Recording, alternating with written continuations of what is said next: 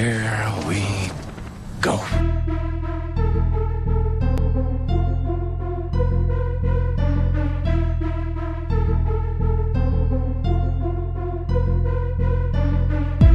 Hello and welcome to another edition of the Confirmed Epic Podcast, the official podcast of the epicreview.com. We are coming to you from the end of the Yellow Brick Road in the Hollywood foothills of North Carolina. I'm Brad Bell, and joining me today, as always, is Jerry Reed, also known as Barbecue 17. As always, you can email any questions or comments you have regarding this podcast or the Epic Review in general to thepicreview@gmail.com.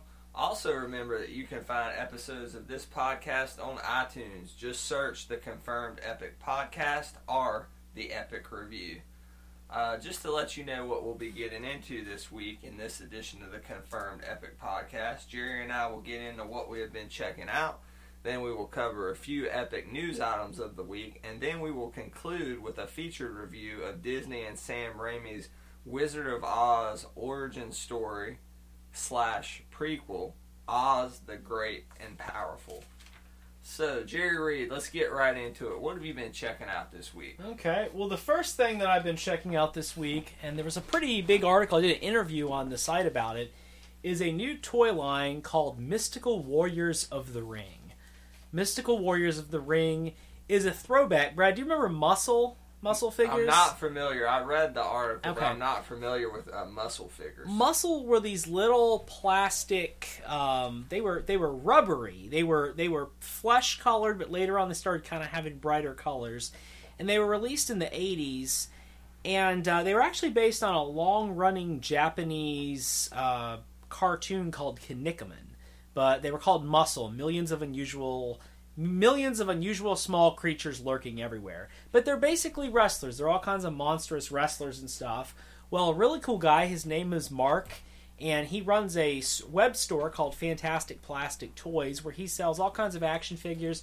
I knew him from the He-Man.org boards, and he is starting this line called Mystical Warriors of the Ring.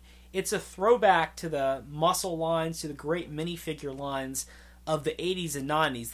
These are little 2-inch plastic wrestlers. They're really nicely sculpted, and there's something really fun about these little guys because they're small, they're posed really cool, they have some neat designs. He's got a really neat spider guy. There's actually a mosquito based fighter coming out as well, but they're a great throwback, and he's got all kinds of stuff planned for this line. So they're all based on different types of animal hybrids and animals, things. Yeah, they're animal hybrids. I mean, there's one that's Leo Corazon, so I assume that's, like Lionheart, because Corazon's Spanish for heart. They have a real fantasy vibe to them, while at the same time they are animal wrestlers.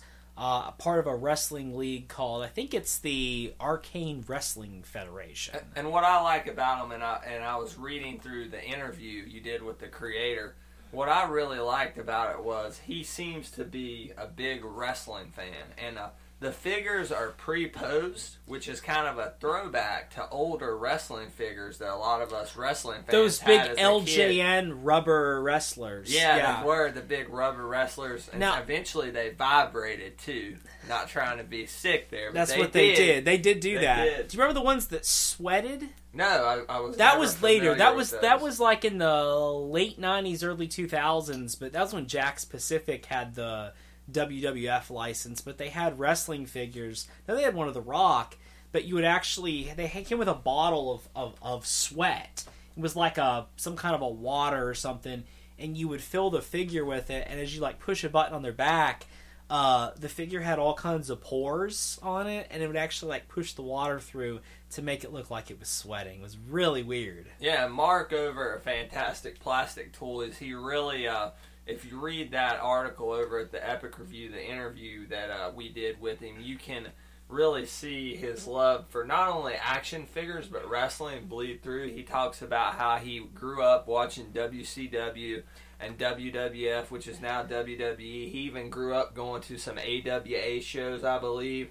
And that's just really cool how he's combined his love for action figures, his love for wrestling, but instead of making wrestling action figures, he's combined, he's come up with something new with these kind of animal-based wrestling action figures. Yeah, and I'm not a wrestling fan. I'm really not a professional wrestling fan. See, I'm not now, but I grew up in the heyday of professional wrestling during the Monday Night Wars between WWF and WCW, where they were competing in ratings. So everything was trying to out-top each other every week. So I grew up a big wrestling fan all throughout middle school and very early high school. Yeah. I've never been a wrestling fan, but I love the muscle figures as a kid because they were all these strange creatures. To me, they can just be great. They're great little warriors. And if you look at the art is gorgeous. Some of the folks that he's had to, he's commissioned to do art for the series. And lots of references to Masters of the Universe in there, too. Just that's the kind of feel they have. Whenever I see some, massive, bulky person getting ready to fight, I always think Masters of the Universe. That's like my default thing. So I'm really excited. We will post as much information as we can about Mystical Warriors of the Ring. And if you have an independent toy line that you're starting up, you're doing Kickstarter or anything for, we would love to cover it on the Epic Review, because I really think that's where the future of collector-based toys is going, is people doing these smaller lines that they're passionate about, that they're really in touch with the fans. I know the first chance you're going to have to get some of these is at C2E2 this coming April, and Mark should have a few more on Fantastic Plastic Toys as well after the show. So any new toy creators, email us at thepicreview@gmail.com. Yep, and we will get in touch with you. We'd love to help promote what you're doing, all the cool work that you're doing, and also get to know a little bit more about the process. Absolutely. So I'm going to get into something I've been checking out. As I've actually been checking out over the past couple weeks, I've been checking out Game of Thrones Season 2 on Blu-ray. Now, this is the very popular, HBO fantasy show that has, gotten critical acclaim since this release of Season 1. I believe Season 1 hit the airwaves in 2011. Was it? I believe it was April 2011, yeah. And, it took off with people who are fantasy nuts and even people who are not fantasy nuts. So it's had a broad appeal. I picked up this set for only $30, which was Blu-ray and DVD combo pack. Best Buy, the first week it was on sale. Really? Yeah, they had it the first week, I believe, or the first 4 days for $30. Wow. Now, this is going to retail you for about $60. Blu-ray now. and DVD. Yep, with That's all the impressive. special features. Yep. And it's going to, cost you a little more now, but I believe it is really worth checking out, for those of you who are, not just hardcore fantasy fans, but maybe fans of HBO shows in general, because all of their shows, regardless of genre, kind of have the same sort of vibe. They're all very high production quality and things of that nature. And, that you can do a lot more on HBO than you can on network television. People are paying $15 a month to watch HBO, so they're getting the income from subscribers. And, they're just able to do a lot more because they don't have to worry about ratings restrictions and things of that nature. Jerry, it's just a beautiful show. As I mentioned, the production quality is high. It matches that of a very, big Hollywood blockbuster. And they, in watching some of the extra features, they do filming all over the globe. Greenland, Iceland, Scotland. They go all over the land. It's very impressive. And the bonus features within Season 2 and the Season 1 Blu-ray set really detail that filming and stuff. Jerry, you've heard about Game of Thrones. What's your... I know you haven't checked out the show. I haven't seen it yet. I really plan to. It's going to be one of those... If I walked in the Best Buy and saw the first season for about $30, I'd probably just snag it. Because I know you're not really a big fantasy fan. I'm much more of a fantasy fan than you are. Absolutely. And I'm really interested in this show. It kind of seems like it's got the political fantasy aspects, but it's also kind of a not barbarian fantasy, but it's edgier. Yeah, it's pretty brutal. It's a lot of fighting. It's not elves and No, there's some giants and some paranormal creatures are starting to work, and magic and things of that nature start to work themselves into the story of season 2. But it's nothing too fantastical. I think I have one of the first book sitting around somewhere. I just haven't started reading it yet. Yeah. The show is based on George R. R. Martin's Song of Fire and Ice. I believe that may be the title of the first book. I've never read the books, as Jerry said. I'm not a huge fantasy nut. But Jerry mentioned the political aspect of the show. It's basically, the show revolves around the... Is it the West Wing with trolls? No. Okay. I love the West Wing, but I don't believe that would work in this fantasy setting. There is some kind of West Wing aspects, not as many as... There's a few talking and walking scenes, but not as at a brisk pace as you would expect in an Aaron Sorkin show. Okay. But it basically, displays and tells about the battle for the Iron Throne, which whoever rules over the Iron Throne rules over the 7 kingdoms of Westeros, which is the name of the fictional land in Game of Thrones. And there's 7 kingdoms, they're all throughout the realm, if you will. That's what they refer to it as. And season 2 really gets into the rule of King Joffrey. King Joffrey is this 16, 17-year-old spoiled brat who is the result of an incest relationship between Queen Cersei, played by Lena Headey, or is it Headey? Lena Headey? Yeah, exactly. From Terminator and 300. Yeah, Terminator okay. and 300. Okay. So she plays. She was Queen Cersei, but I'm not going to spoil anything there. So she and her brother Jaime Lannister, also known as the Kingslayer, had a incest illegitimate son who they passed off as the king's son, and let's just say events took place where he was able to take the throne. And I'm gonna try to talk and go over a little bit of my favorite parts of this season 2 Blu-ray set without spoiling much of season 1 or season 2. Yeah, because I haven't seen season 1 yet. Yeah, so. Absolutely. My goal is not to spoil this, but I just want to talk about a few of my favorite character moments. My favorite character on the show is Tyrion Lannister, played by Peter Dinklage, referred to commonly as the Imp on the show. In this season, he plays the role of the King's Hand, which he is, assisting King Joffrey and pretty much just trying to knock some sense into him at the same time.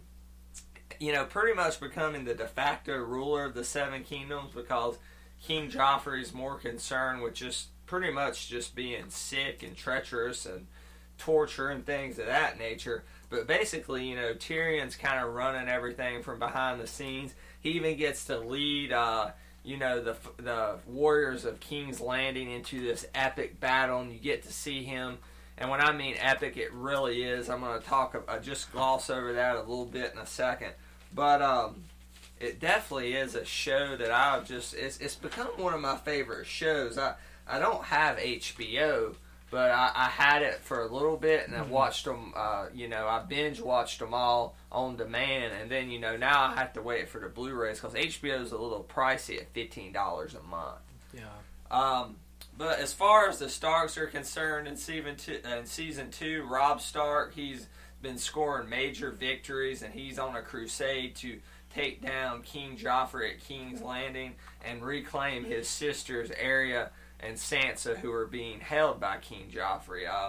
Arya has managed to sneak out of King's Landing, posing as a boy and eventually servant to Tywin Lannister. Tywin is the grandfather of King Joffrey and the father of Tyrion and Cersei and Jaime Lannister, the Kingslayer.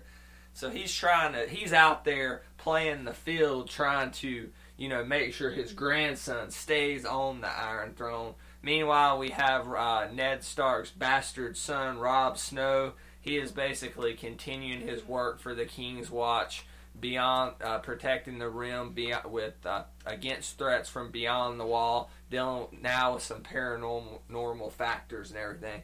But Jerry, one of my favorite characters on this show, besides Peter Dinklage as Tyrion Lannister, is Emily Clarke as Daenerys Targaryen.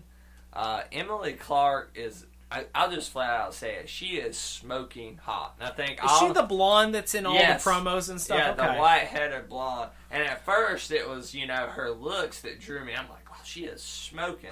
and a very particular scene from season 1 that I'm sure a lot of fanboys are recalling right now. But while that draws you into her character, there is so much depth to her. Emily Clark portrays this role so well. She is now, leading the Dothraki people, and she leads them into the ancient city of Karth, where she is able to, let's just say, boost her chances in getting the Targaryen name back on the Iron Throne. She now has control of dragons, which she is referred to, Jerry, as the mother of dragons. And she's going to use these dragons to try to seize the Iron Throne. And it's been leading up to this for 2 seasons. It looks like that's going to be the primary, story of season 3. Jerry, what do you think when you hear dragons on a TV show? Just give me your impressions. It's still sometimes you have this prejudice against TV shows that stuff's not going to be done well. That you're going to get some of kind of the hokey CG that was in shows like Xena and Hercules, the Legendary Journeys, and stuff like that. 90s fantasy shows. Yeah, but I mean, the shows these days, most of them have as good a production values as most movies. Yes, and the dragons, they're CG, but they look absolutely, on par with something in Lord of the Rings or the new Harry Potter movies, and it's just fascinating to see.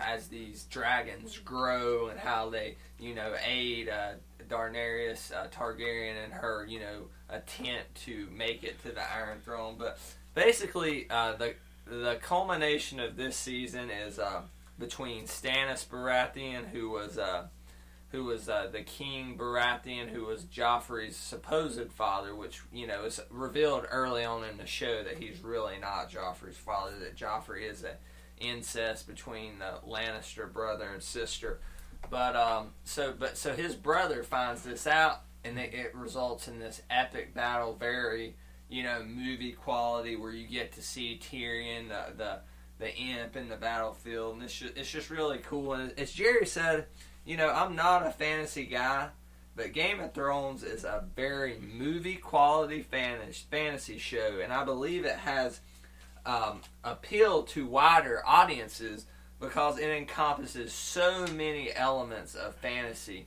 and you can find something in there that you will like. So, if I was rating season 4, the Blu-ray... Season 4? Excuse me, not season 4. You have a time machine and you're watching season 4? I wish, maybe I could see Daenerys Targaryen on the Iron Throne with fully Tell us about what dragons. The 14th Doctor's like too, Brad. Come on, give us I apologize for that mistake. No, if I was rating season 2, I would probably say great and a half, because while it does build very well, it doesn't, and it has some cool moments as far as, the Stannis Baratheon and Lannister fight in King's Landing, but we're building toward Daenerys' return to the throne and the growth of these dragons, and I feel like this show will pay it off in a big way, perhaps in the 3rd season, but we're still really building that. But Game of Thrones is so well put together show, you really don't mind that kind of building aspects. Sure. So I recommend, I've been trying to get Jerry to check it out. He said he would. I recommend you, if you have HBO, check them out on demand. Watch it. I believe it comes on Sundays at 9. The new season starting at the end of March. And check out the Blu-ray sets. Head to Amazon for a cheaper price or something. But Jerry, what else have you been checking out this week? What else have I been checking out this week? Well, I've been checking out a few different Batman figures.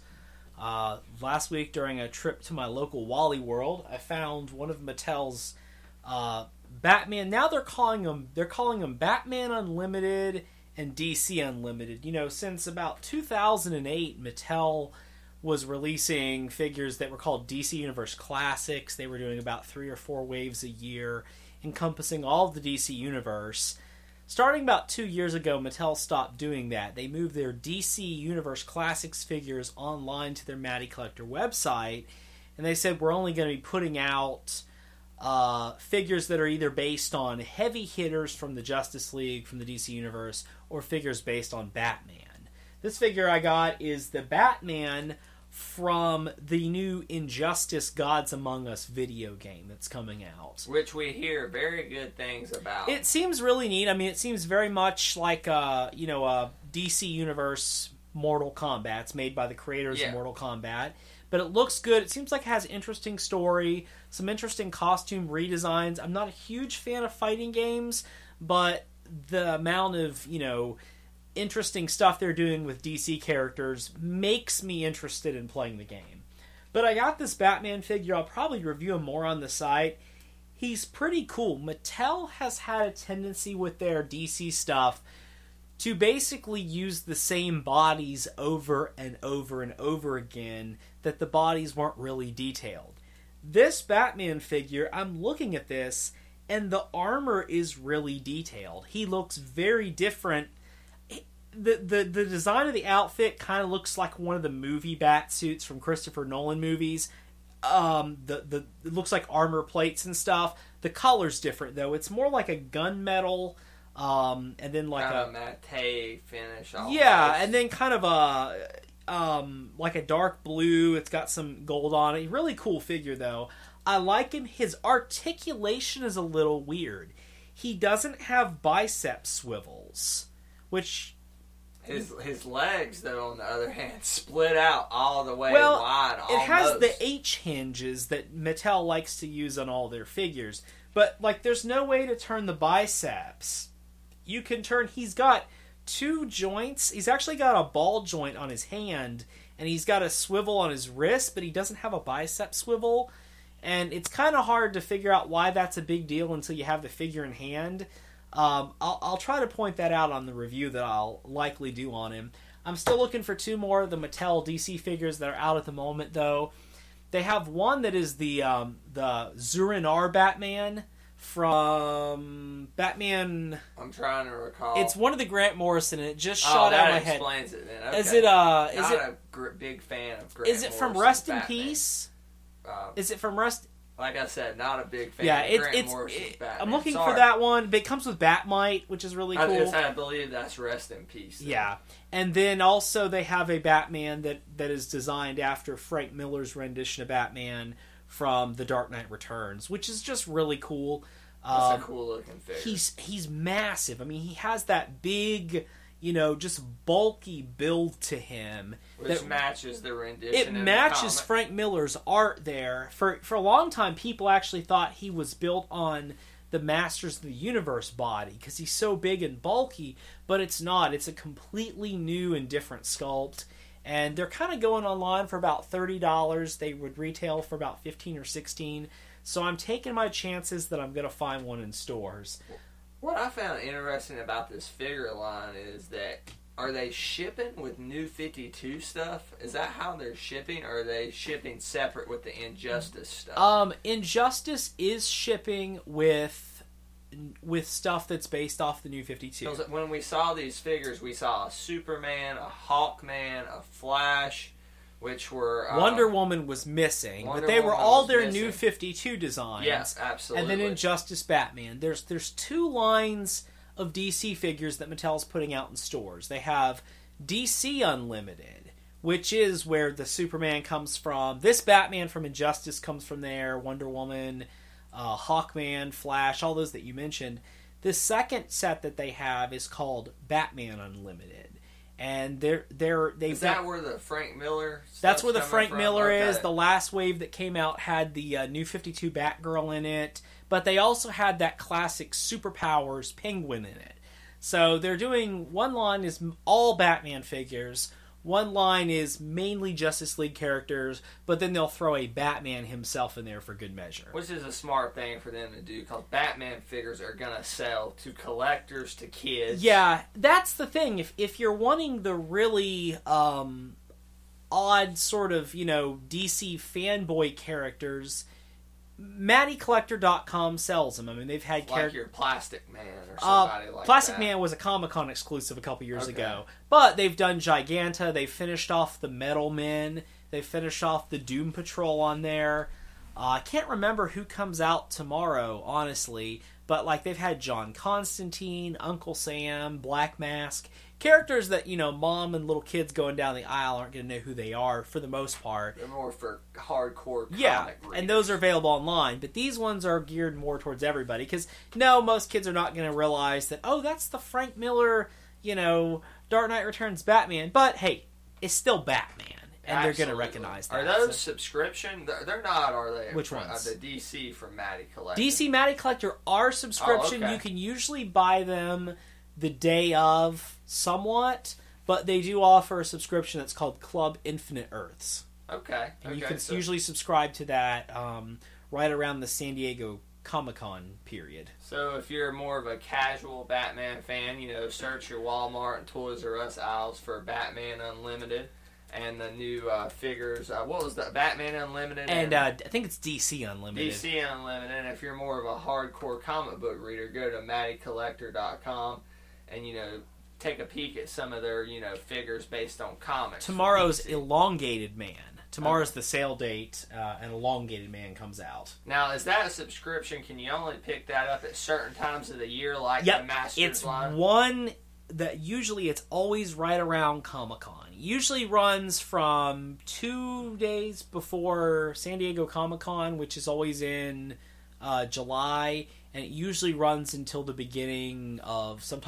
first couple weeks of August. So unfortunately, if you want the Elongated Man and you're not a member of the subscription service, you're going to have to go on and hope that you can get one, because they start at about noon Eastern time, and sometimes they sell stuff out really quickly. I'll just throw out, today they released Strobo in the Masters Universe Classics line. You might wonder who Strobo is. Strobo appeared in one comic issue of Masters Universe Comics in one of their old magazines that came out in the 80s.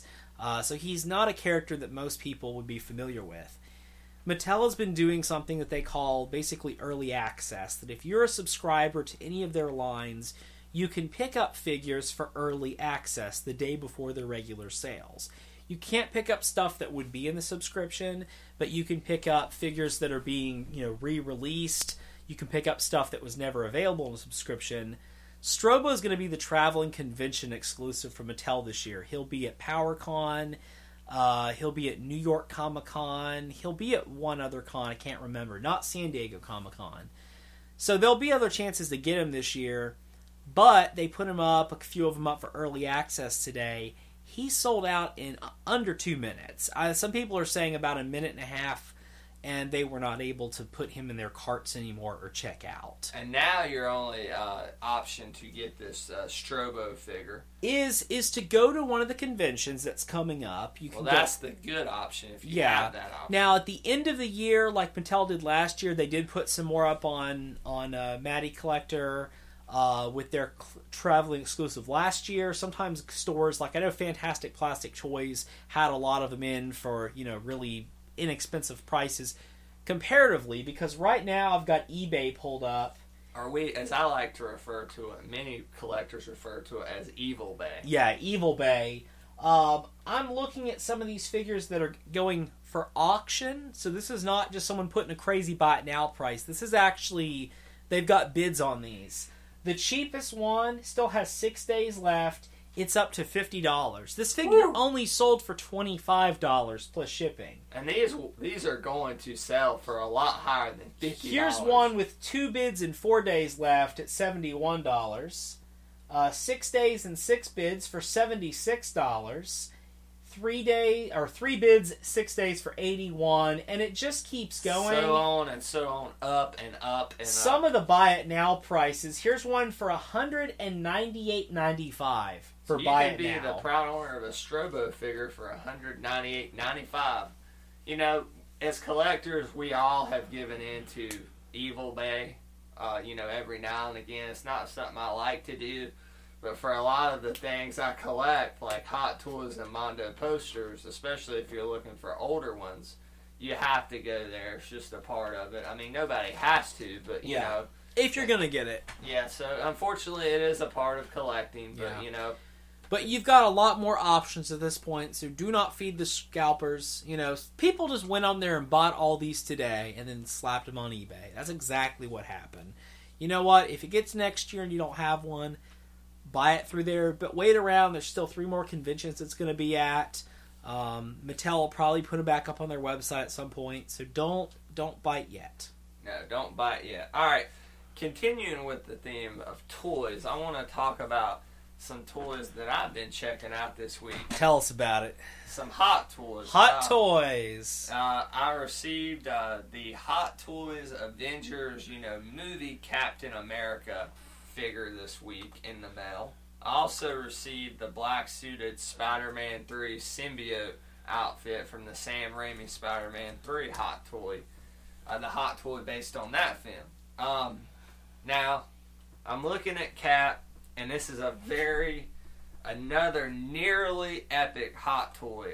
The shields, and I say shields because there's 2 shields, one that is very pristine and shiny, and a battle damage shield. The shield and the stitching, especially on the front of Cap's outfit, are really what makes this figure. I don't have to say that, Hot Toys head sculpts are some of the best out there. That's just they are. I mean, 99% of the time, I think they look exactly like the actor. 99% of the time, you look at I'll show someone a Hot Toys, and I'll pop up someone who does really good photography of them, like Michael Crawford always does really good photos on his website, mwctoys.com, and I'll pop up a picture and hold it up to somebody and say, okay, which actor is this? And they'll just say, oh, yeah, that's Robert Downey Jr. Oh, that's Samuel L. Jackson. That's Chris Evans. And I'm like, no, it's actually a toy. And it freaks them out. Of course, with Hot Toys, they're amazing. They come with all the bells and whistles. You're going to pay a hefty amount. I believe the Captain America figure I got shipped for $215, which is about... that's one of the cheaper going rates for a Hot Toy right now. And you got the Avengers version, yes, not the Captain America, the first Avenger version. Yeah, I had the movie version, the Avengers movie version, not the Captain America movie version. And this that was a great figure. I didn't pick it up, but I love how the suit looked and stuff. It's just that the Evans sculpt was a little off on that. It was still a nice sculpt. But, it seemed a bit... I think that would have been my choice. If I were buying one of them, I would have bought the first Avenger version. But I'm pulling up some pics of the one you're talking about now, and my gosh, the shield is gorgeous. Yeah, the shield is shiny. Gorgeous. A few of the problems I'm going to nitpick a little bit, and the problem that I had with it is his belt on the back of the figure is Jerry is stitched on the back, and it holds it in place at a certain area on the back, so it's hard to get it perfectly centered, the belt on it. And the way the belt goes on and fastened is 2 little loops of thread, which was very similar to how you put Nicholson's acid flower on the 89 Joker figure. Okay. Now, that was not a big issue because you put the flower and it stays on there forever. You're not going to move it. Yeah. But as I was trying to get the belt fastened, none of my loops broke, but they become frayed, and that became a small issue. And also, the boots, he has beautiful, gorgeous red sculpted boots, but there's not much articulation because the boots are all one big piece. Yeah. So it's kind of hard to balance him sometimes. Of course, Hot Toys always provides some nice stands with their figures, so it wasn't, that big of a deal. But it was just the boots, which were not, the easiest to pose, as well as, the fraying of the belt loops that kept this from getting an epic rating. I would go, again, it's kind of the theme of the night, a great 1.5 rating for that figure. The other figure was the Black Spider-Man from, and by Black Spider-Man, I don't mean Miles Morales. I was going to ask about that. Hispanic Black Spider-Man in the Ultimate Comics. I'm talking about the black suit, symbiote suit from Sam Raimi's Spider-Man 3. Jerry, this was a figure I debated long and hard over. I wanted a Spider-Man figure. And while I wanted the iconic red and blue suit, that one's very hard to get. You have to go to Evil Bay. But I wanted one that gave me the Maguire likeness. And the Tobey Maguire likeness, you know, in the previous red and blue suit Tobey Maguire figure, he didn't come with the Maguire head sculpt. Really? No, it was just the straight Spider-Man suit. With the black suit, you get the Maguire head sculpt, and I really, because I'll be honest with you, this may sound a little cheesy, but Tobey Maguire, he is my Spider-Man. He will always be my Spider-Man. Does, since this is the symbiote suit Spider-Man, does the Tobey Maguire head sculpt kind of have the emo look to it like he does in Spider-Man 3? Not emo. He has his hair is a little darker. Okay. And he has a kind of a pissed off look. Okay. But not like, you know, the goofy emo. This is not where he's like about to dance and stuff, with right? Gwen Stacy in the bar. No, Yeah. no. Okay. It's a pretty cool head sculpt. Okay. You know, Spider-Man 3 was honestly one of the biggest disappointments in my entire life, because I built that movie up in my head at the time like no other film up until that point. But it was marketed really well, and the previews were great. And, you know, me and my friends and I, we had a great couple of months anticipating that film. We had over 20 people go at midnight. We all had the Venom logos, symbiote t-shirts. So that does kind of, when I think of Spider-Man 3, it harkens me back to a good time in my life, but not, you know, a great movie. It was a good movie, just not comparable to the first two. I don't think it's as bad as most people say it is. But then again, Jerry is not the diehard Spider-Man fan that, you know, more Marvel fanboys. No, but I don't think I don't think the problems that I've heard from many people are that it's a bad Spider-Man movie as much as it's just too much stuff in one movie. You had the Venom story, the Sandman story, the retcon of Uncle Ben's death. Yeah, always struck me as sense. And then you had the second Goblin, Harry Osborn story. Those are between Venom, the second Goblin, and Sandman. Those are 3 separate films right there, crammed into one. And I don't blame Sam Raimi for that one bit. That was the studio. It was Sony's fault. They really wanted Venom in this movie. And he did not. He wanted to focus more on Sandman. And so, you know, you can see layers of Sandman there. That the stuff with his daughter and trying to steal for her, that would have, if he was the focal point of the film, would have probably worked a lot better and saved Venom for later. But enough about the film. Let's talk about the figure. I really, really like this figure. The stitching on it, I said the stitching on Cap was good. The stitching on the Spider-Man figure was even better. This may sound a little weird, but when I touched the figure, it was sticky, but it was the webbing. And it felt, I mean, this was how the material was. Yeah. And it felt how you would expect a symbiote-covered Spider-Man suit to feel like in real life. What's it seem like it's made out of? I'm not exactly sure what. I mean, is it rubbery? Is it like a rubbery material? A rubbery texture over a cloth suit. So, and you know, it's every stitch and line is pretty much a duplicate of the suit in the actual film. And I really dug the way they did that suit. A lot of people didn't like it because, you know, they're like, oh, I need the classic Todd McFarlane look, you know, Venom suit look.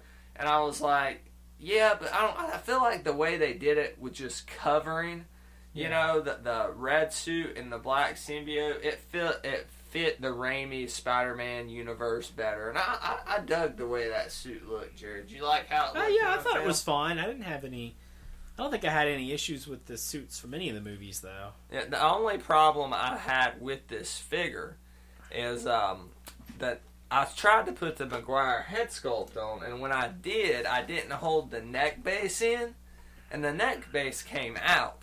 Now, if you ever get a Hot Toys figure when you're switching out the head sculpts, hold the neck base. Yeah, you got to be careful with that. And you know, it's something that pops right in. And this figure was just weird because the clothing came all the way up over the neck piece, so it took me about an hour to get that situated. So that was a real pain.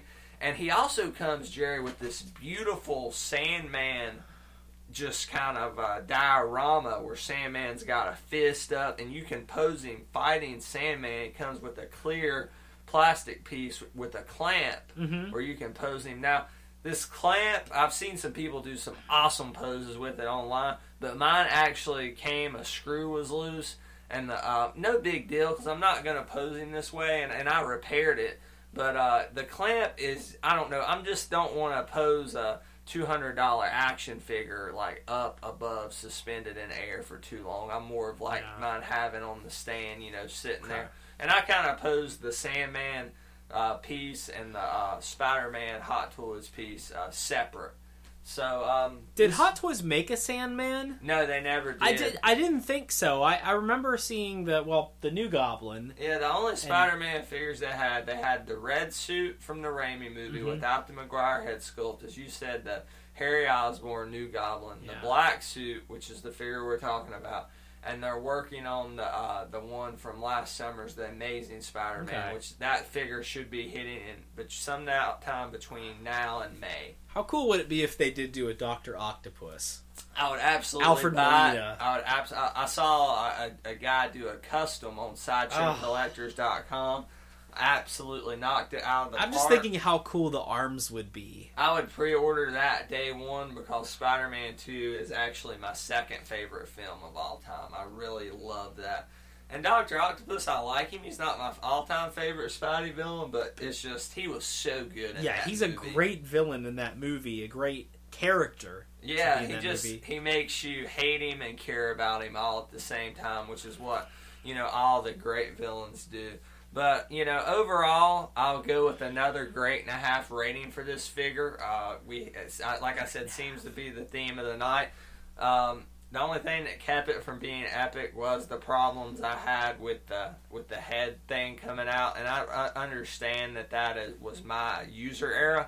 But it's just, I would have liked to have seen something like that in the instructions, which I was looking after the fact and didn't see that. And the clamp that's supposed to hold Spidey above the Sandman base is not as sturdy as I would have liked. But you can pick this up at Big Bad Toy Store for $194, or you can get it from SideshowToy.com, and you can pick it up for $209, including shipping. That's shipped. So, Jerry Reed, what else have you been checking out?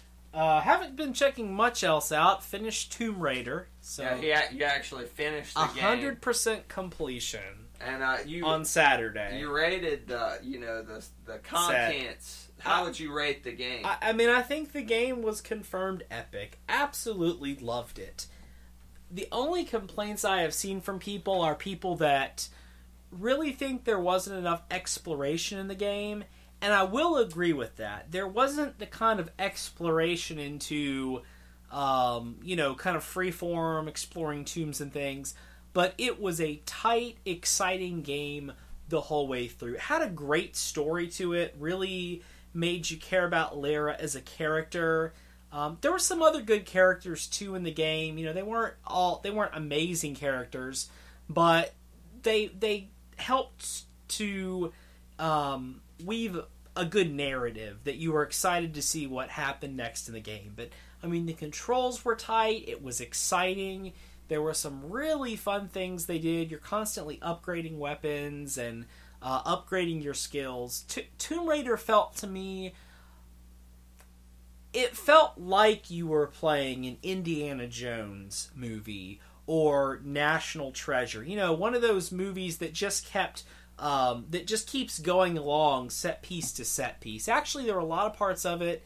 There's kind of a mythology of this island that reminded me of Lost, which was probably pretty intentional. There were also some parts of it that reminded me... Have you ever seen the movie The Descent? Yes, I have. Okay. Yes, I have. There are parts of that movie that absolutely remind me of The Descent. she's even using the climbing claw, the ice pick type of thing that mountain climbers use. As a weapon. Really, really cool game. I really enjoyed it, and I'm excited to see what they do with a future Tomb Raider, because this is the beginning of kind of a new series. Almost this is a relaunch reboot for them. to the It really is. It really is a reboot in a lot of ways. So confirmed epic? Confirmed epic. Alright, so the new Tomb Raider game for Xbox 360 and PlayStation 3, confirmed epic by Jerry Reed. One other thing I've been checking out, I mentioned the AMC show Comic Book Man, which airs Thursday nights on AMC at 9 o'clock. Mm-hmm. they did a really, special episode. I'm going to go ahead and... A very special episode of Comic Book Men. On AMC. I'm going to say, just from the get-go, this is confirmed epic. It was the best episode of the show that they've ever had. The name of the title of the episode was called Con Man. And basically what happened was there was a guy who would come to the secret stash since it had been open. They're in their second incarnation, their second building now, but they had an original building in New Jersey. And he had been a long-time customer. He had been collecting comics since early in the Silver Age. His name was Gary Conover. Well, he was scheduled to get a pacemaker. He was having some heart problems. And as all this was happening, he lost his job. And he was on some real, hard luck, bad times. And the guys at the stash, he brought in a few issues wanting to sell them. He had some, like some old rare Silver Age issues and stuff like that. And he told them why I was wanting to sell them and stuff with the loss of his job and the heart problems. And they said, how about we do you one better? How about we hold auction/convention with all of your books? Wow. And he had years of books, and they did this absolutely no cost to him. They took absolutely zero profit. They had the auction, and what was really cool is they called it the Gary Conover Con. That's cool. So it was really cool, and they did it in New Jersey, and they got Stan Lee on board. And Stan Lee actually signed a couple of the books to kind of drive up the value during the auctions. Really? Yeah, so he could, because, they called Stan. Didn't even charge him $50. No, he charged me $50 for an autograph, but it was well worth it. Yeah. But I'm a true believer. Stan, so he signed a couple of these books. That's cool. And, drove the price up on them, but it was for a good cause. They spent...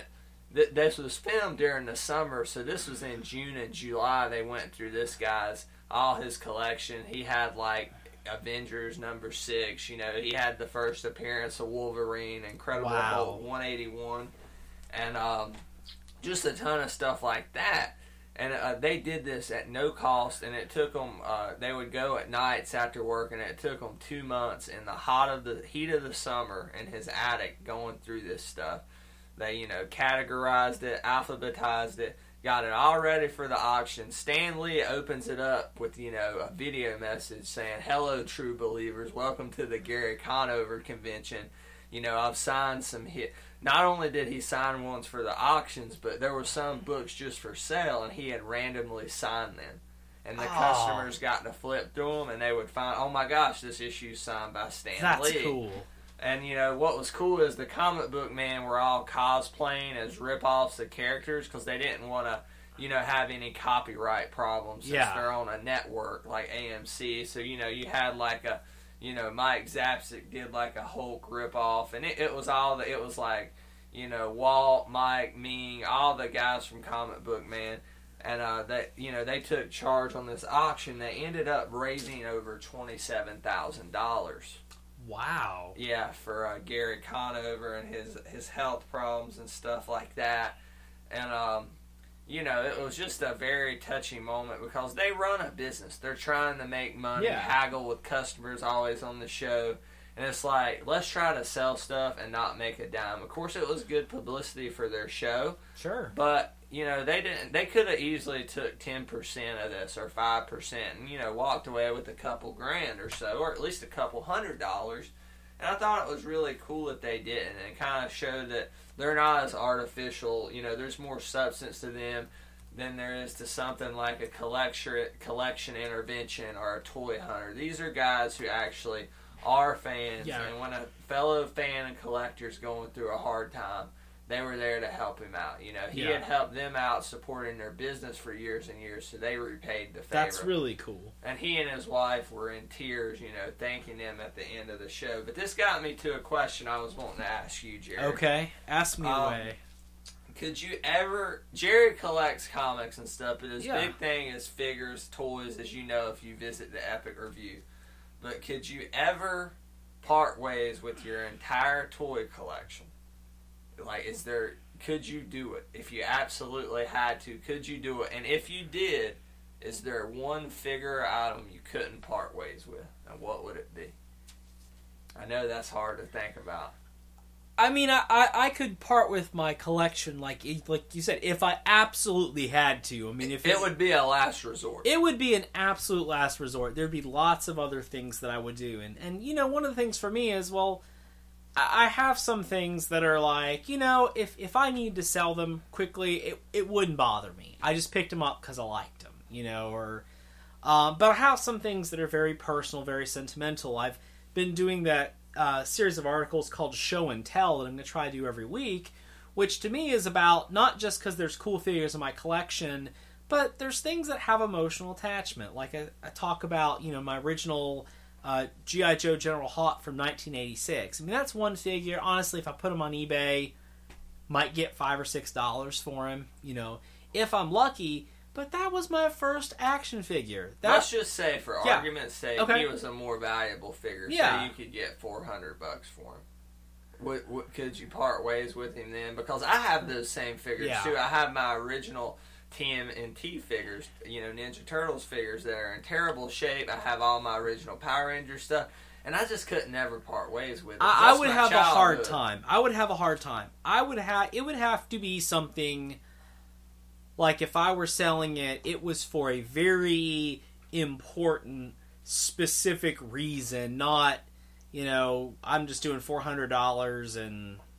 To make $400. Yeah, just to make some money so I can throw it in the bank account and, you know, dwindle it off over the next month in eating out or something, you know. Yeah, so it would be the G.I. Joe figure, I'm guessing. That'd be the most sentimental thing that I have, yeah. Yeah, mine would probably be, you know, probably my Dragon Zord from when I was a kid. That would be really hard for me to part ways with. Any of that Power Ranger stuff and Ninja Turtles stuff, but probably that Dragon Zord and the Green Ranger it came with. But that's kind of gonna wrap it for checking it out. You know, that was a confirmed epic episode, the Con Man episode of AMC's Comic Book Man. Check that out on Thursdays on AMC at 9 o'clock. It's a great show. And that was just something really cool they did. So that's it for checking stuff out. Let's get into some epic news items of the week. And I just want to remind you as we get into this segment, if you like it, you can always find Breaking Epic News Daily. Just like us on Facebook, search TH Epic Review. And if somebody has a tip, can they send it to you? Sure. No. What do you mean by tip? Like a tip. Like they're like, hey, I just heard this epic news. And yeah, absolutely. You can, you can post comments to our post and photos and things of that, just like us, and we will respond back to you most of the time. Please comment on our articles, too. We have lots of people visiting, and rarely do we have comments. So leave a comment. Yeah, comment, people. We'd appreciate it. But the big news of the week, for us was Batman 0 Year was announced. Now, this is going to be Scott Snyder and Greg Capullo's next big Batman story arc. It's going to be Batman's definitive New 52 origin story. It's going to run 11 issues, Jerry, starting with, I believe it's Batman number 21 starting in June. Now, Scott Snyder has promised this isn't a Batman Year One rehash. He said that was one of his favorite pieces of literature ever, was Batman Year One. And it was the least thing he wanted to do was step on the legacy of that And book. A lot of this has been one of the confusing things with the New 52, especially in regards to Batman. A lot of the Batman stories still stand. And some don't. Some do and some don't. Aspects. Like Killing Joke seems like it definitely happened because they've used exact panels or nearly exact panels in issues of Batgirl. Yeah. And Killing Joke. I mean, obviously, parts of Batman and Son seem to have happened since Damian's here. Where other stuff was like a complete start from scratch. Yeah, so I mean, I'm kind of wondering, is Year One... It's Scott Snyder, I was reading the interview he is did Year on One still standing? On Comic Book Resource, he says a lot of that is, but a lot of stuff a lot of gaps still need to be filled in. You know? They're like... Well, year one doesn't really focus on... Batman as much. Yeah, it doesn't... And year one doesn't focus on... You know, Batman Begins shows, like, all this stuff about how he, you know, trains and develops to become Batman. Batman Year One is pretty much his first year as Batman. Yeah, even though he's not fully developed as Batman This yet. is kind of going to, like, be before Batman Year One. It's gonna... Scott Snyder said, we're going to explore the Batcave, why it has it, things of that nature. Almost sounding like this is going to be Snyder's take on Batman Begins. Almost. Sure, because they've hinted at some of that in the Zero issues. Yeah, that they exactly, did last and year. that is a precursor to they this, had Scott where Snyder said. You know, Batman was trained as a detective. Was that the Descartes story? Was that year zero? Was that Detective Zero Comic issue? Zero? I think that was Detective. I think that was Detective Comic Zero. Yeah. Batman Zero issue. He was talking with a girl. What was her name? The Sword Master. Yeah. Okay. Yeah, the Sword Master and the girl that was trying to get him to that he was kind of falling in love with, but he was also training with that great Sword Master. Yeah, was that the Zero issue? We're having trouble recalling the Batman issue Zero, so if we butchered I'm pretty sure that was it. We apologize, but let's just move on with the Year Zero. 0 year. It's not Year Zero. Batman 0 year. 0 year. Yeah. At first I thought it was. I thought zero, you said Year Zero. But no, it's Batman 0 year. So if I said it wrong, so do we know that's what it is? Then it's not something called like 0 year. No, it's Batman 0 year. That's right. So like we know it's a Batman origin story. Scott Snyder has confirmed that. Now the cool thing about this arc is Scott Snyder said it's gonna. The main antagonist in this story is going to be one of Batman's most famous villains from the Rogues Gallery. One of the classic villains. Now, we figure it won't be the Joker, because it could be, but Scott Snyder just got done telling an epic Joker story with death of the I think family. We said it was a great Joker story. Yeah, it was. Excuse me, it was great, not epic. But it was nearly epic. But Jerry, the rumors are that the villain's going to be the Riddler. That's what I'm thinking, because he hasn't really had an appearance in the New 52 yet. As far as I know, Edward Nygma has been this is new, and that'd be a great confrontation, because so much of the early Batman stuff focuses on his detective skills rather than everything else. And so I'm just getting goosebumps thinking about it. I feel like we're gonna get. Scott Snyder's, it is a comic book. It's not as serious as the Nolan movies or anything like that. But it does have a serious tone. It's pretty serious. And it's just like, we didn't get to see Riddler in the Nolan films, but this is going to be as close as we're going to get to that. And I think that's really cool. I mean, I think, the Riddler will probably be a very sick, twisted, puzzler in this. It'll be interesting. Arc. It'll be interesting to see. I can't wait to see how Greg Capullo designs him. If it may not be the Riddler. It may not be. That's the rumor. Well, I'm trying to think. If they want to go off of tradition of some of Batman's earliest villains, Dr. Hugo Strange. Yeah. I mean, that's a prominent villain. His son has come up in a. His son has come up. They've talked about him in some other stuff.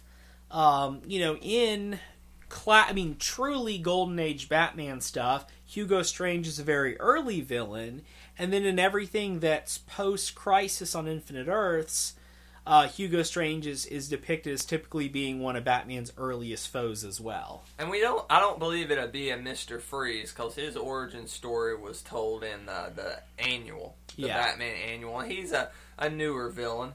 Compared to your Penguins or your Riddlers. But I have a gut feeling it will be Riddler. But, Jerry, is Riddler the villain you would like to see? I mean, other than the Joker? I think Riddler sounds really good. I mean, especially, once again, you got somebody early in Batman's career, and it's a battle of wits. Riddler's always a battle of wits. Riddler pushes Batman psychologically different than the Joker does. Exactly. Even though they're both psychological foes, The Riddler is more testing Batman's wit and brain power and things of that nature, whereas Joker just drives Batman crazy by tormenting him. Absolutely. So, I'm looking forward to that. Scott Snyder hasn't let us down yet.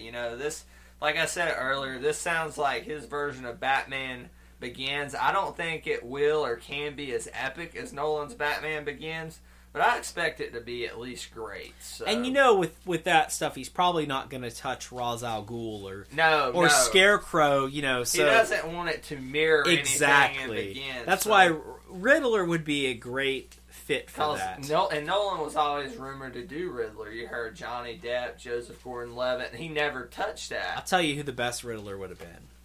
Okay. Edward Norton. He would have been a good He would have been a fantastic Riddler. I had written a long thing about how I would have done that. I would have liked to have seen Joseph Gordon-Levitt do it, but there's nobody that's going to touch Frank Gorshin ever. So we should have had 4 movies in the Dark Knight series. We should have had one between The Dark Knight Rises that was Batman and the Riddler. Yeah, that would have been epic. Chris Nolan, why couldn't you have gave us that? But you can always go back and just say, hey, this movie would have been... It's in between. In between. Give us an interquel. He's too busy. Hopefully he's too busy working on Justice League. I hope so. Alright, let's move on to our second epic news item of the week. Jackie Chan is in talks. He's been talking back and forth. Oh my gosh, you Jackie Chan. He's been talking back and forth with Sylvester Stallone. This has been rumored for a little bit, but now Stallone... You probably couldn't understand anybody in that conversation either.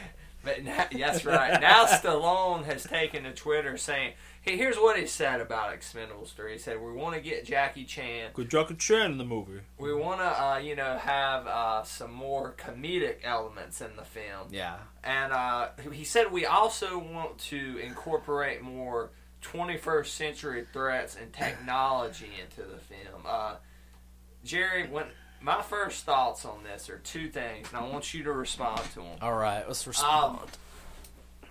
These movies have a good tone.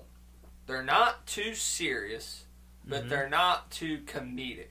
All the comedic elements come from they're washed up, They're too old for this. Two had many more comedic elements than 1. And I liked the tone of 2 better. 2 was it was just right. It was very self-aware. I mean, some of the stuff like Gunnar Jensen, Dolph Lundgren's character, them talking about him being a chemical engineer and, dropping out of scholarship at MIT. I mean, those things really happened to Dolph Lundgren. The guys swapping lines back and forth when Schwarzenegger and Bruce Willis were using each other's lines. The whole Chuck Norris making a Chuck Norris joke in the movie. Yeah, it was really self-aware. I liked the tone of 2. But my thing is, I don't want it to become this, too over-the-top, outright kind of, comedy. I don't want it to become, Schumacher, if you will. I don't see it happening there. I see them sticking with the tone of 2. That there's plenty of jokes, there's plenty of being self-aware there, but at the same time, there were some great action sequences in that movie. Yeah, but I don't know, he was implying, at least this is how I read the tweet, was that he is implying we're going to go even more comedic than we did in 2, and I think that, I don't know if I would do that. Yeah, I don't know if it needs to go much more comedic, but once again, if you bring Jackie Chan in there, I mean, he just has a natural comedy to his fighting. I mean, his fighting style always has a comedy. It's very natural. I mean, extremely impressive. The guy is, an amazing stuntman and a really good action actor, but he has a comedy there, too, that works its way in. And, I like what Stallone's saying about bringing in more technology, bringing a more 21st century threat. Maybe we'll get to see these older heroes take on more of a cyber terrorist or something of that nature. But my only problem with that is don't get, too technological because, these films harken us back to a more simpler time where the threats were a lot more, on a smaller scale and, kind of more individualized. Oh, come on, the 80s, it was always nuclear weapons. Always going to blow up everything. Well, yeah, it was, but it wasn't you can see them dealing with those type of threats more than you can, You can take your hand off my knee, Brad. Like a computer hacker. Yeah. I'm trying to. No, we don't need computer hackers or fire sales or anything like that. Yeah, I see what you mean. Of that in Die Hard 4. Yeah, that's true. I think one of the beauties of this series, the beauty of it is it gives you that nostalgic feel of the early 90s throughout the 1980s action films.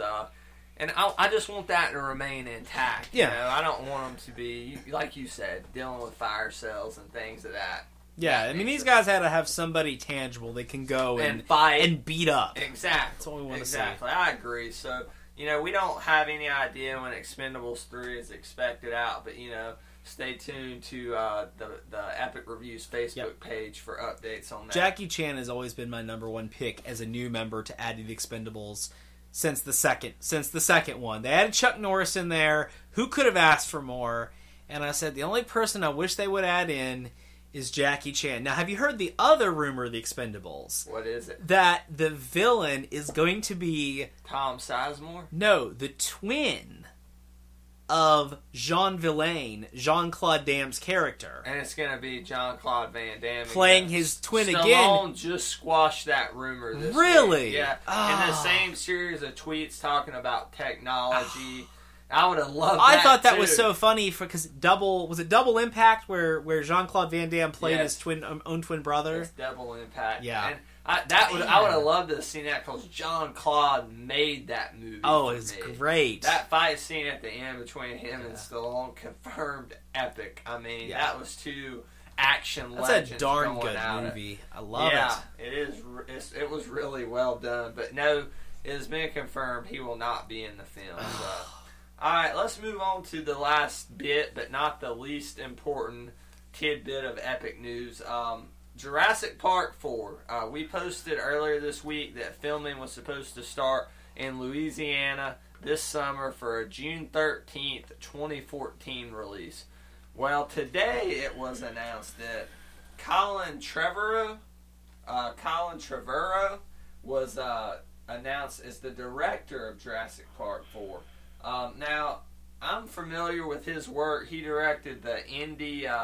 it was pretty much an indie love story version of Back to the Future, starring Mark Duplass and from The League, if you're familiar with that FX show, or Aubrey Plaza from Parks and Rec, and she was, in the Seth Rogen film Funny People. She played in the Adam Sandler film as well. Played a stand-up comedian in that film. But, that was a very good, intimate kind of indie, if you're into that whole type of thing. It's interesting to see, Trevorrow coming on to a bigger property. He was linked with Star Wars Episode 7 at one point. One of the many directors thrown into that rumor basket. But he is confirmed now to be directing Jurassic Park 4. Jerry, I know you're not too familiar with... Trevorrow's work, but I'm not. But what are your thoughts on Jurassic Park 4? I am really, really, really excited, and I'm really, really, really apprehensive because Jurassic Park is absolutely one of my favorite movies of all time. Yeah, I think if you grew up in the the early 90s, if you were a kid, teenager, came out in 93. Yeah, 93, and I was getting ready to go in 4th grade. I was in about 1st grade. And Jurassic Park was pretty much like the biggest thing ever for me when it came out. I mean, it's everything. One of those classic Spielberg movies. I wore blue kind of denim-y shirts and bandanas all the time because I thought Alan Grant was like the coolest guy ever, okay? Tell them about your costume for The Lost World. Oh, when we went to see The Lost World with a friend, he wore all black and black boots and sunglasses. He was Malcolm. And I wore, once again, I had kind of like khaki pants and a blue shirt and the bandana, and I had a belt that had like all kinds of stuff on it and the hat. Yeah, I went to The Lost World as Alan Grant. Who isn't in the film. He's not in the movie, but once again, I didn't really know that many people who was going to go as Vince Vaughn or something, Yeah. No, I went as Alan Grant. to see The Lost World. I was really, I'm excited for Jurassic Park 4. I mean, I would like to see like a Jeff Goldblum or Alan Grant. Who's Alan Grant? What's the actor? Sam Neill. I'd like to see Sam Neill. Some of the original cast return. Yeah. And it'll be interesting to see where they go with it. To me, a 2014 release date that's right around the corner. If you were saying 2015, I may be buying it a little more, but I'm almost willing to bet this film doesn't make that release date. But nonetheless, it's good to see that it's getting rolling with the director and filming slated to begin in Louisiana this summer. So yeah, I think that's just about going to wrap us up for epic news for the week. So let's go ahead and get into our featured review of the week, which is going to be Sam Raimi and Disney's latest film, The Oz, the Great and the Powerful, which is the almost sort of prequel to Did you The call Wizard. it The Oz, the Great and Powerful? Oz, the Great and Powerful. The Great and Powerful. There's nothing wrong with adding a D in there. I'm used to it for TH Epic Review. But nonetheless, our featured review will be Sam Raimi and Disney's Oz, the Great and the Powerful. Step this way. See the most wondrous sights imaginable. Kansas is full of good men. I don't want to be a good man. I want to be a great one.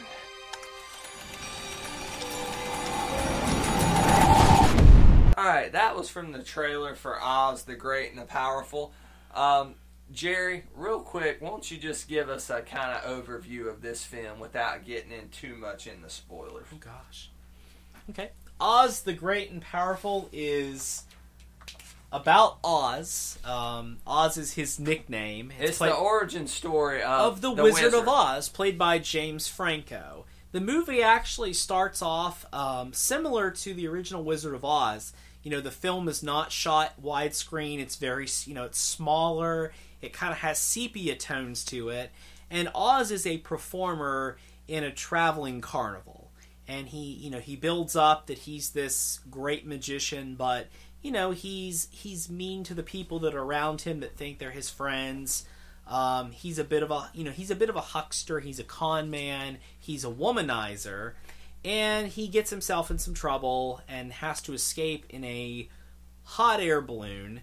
And during a cyclone that's hitting the carnivals when he's escaping, and he ends up in the land of Oz, where there's been a prophecy that a great wizard will come and free the people. Because the land of Oz is actually under the control of an evil witch at this time. And so Oz, hearing all these things and not believing that the prophecy's about him, but realizing that the wizard is destined to be the ruler of Oz and will have all of the money of Oz and all these things, decides that he's going to try to convince the people he's the wizard. He's going to try to get rid of this witch, and he's going to try to basically, make everyone believe that he is a great and powerful wizard using his earthly magic, just, sleight of hand and tricks. He's a magician. Yeah, and his charm. He's a magician, illusionist. And he's played by James Franco. Yes, James Franco. And as it turns out, maybe Oz actually has more power and magic to him than he believes. Yeah, and this, as I said, it's a film from Sam Raimi and Disney, and it stars James Franco, Mila Kunis, Michelle Williams, Rachel Wise, and Zach Braff.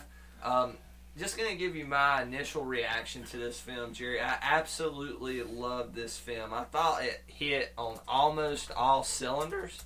While there were a few small problems or more or less nitpicks here or there, overall everything was, it was done really well. Raimi, as he has since, really since The Evil Dead, he has a good knack for mixing, several elements, like a little bit of humor, seriousness, and with this, a kind of whimsical element. And he blends all those things together, He's good at blending genres and, not necessarily in this case blending genres, but giving the Oz, that story, a lot more depth than you may have initially thought, Jerry. Yeah.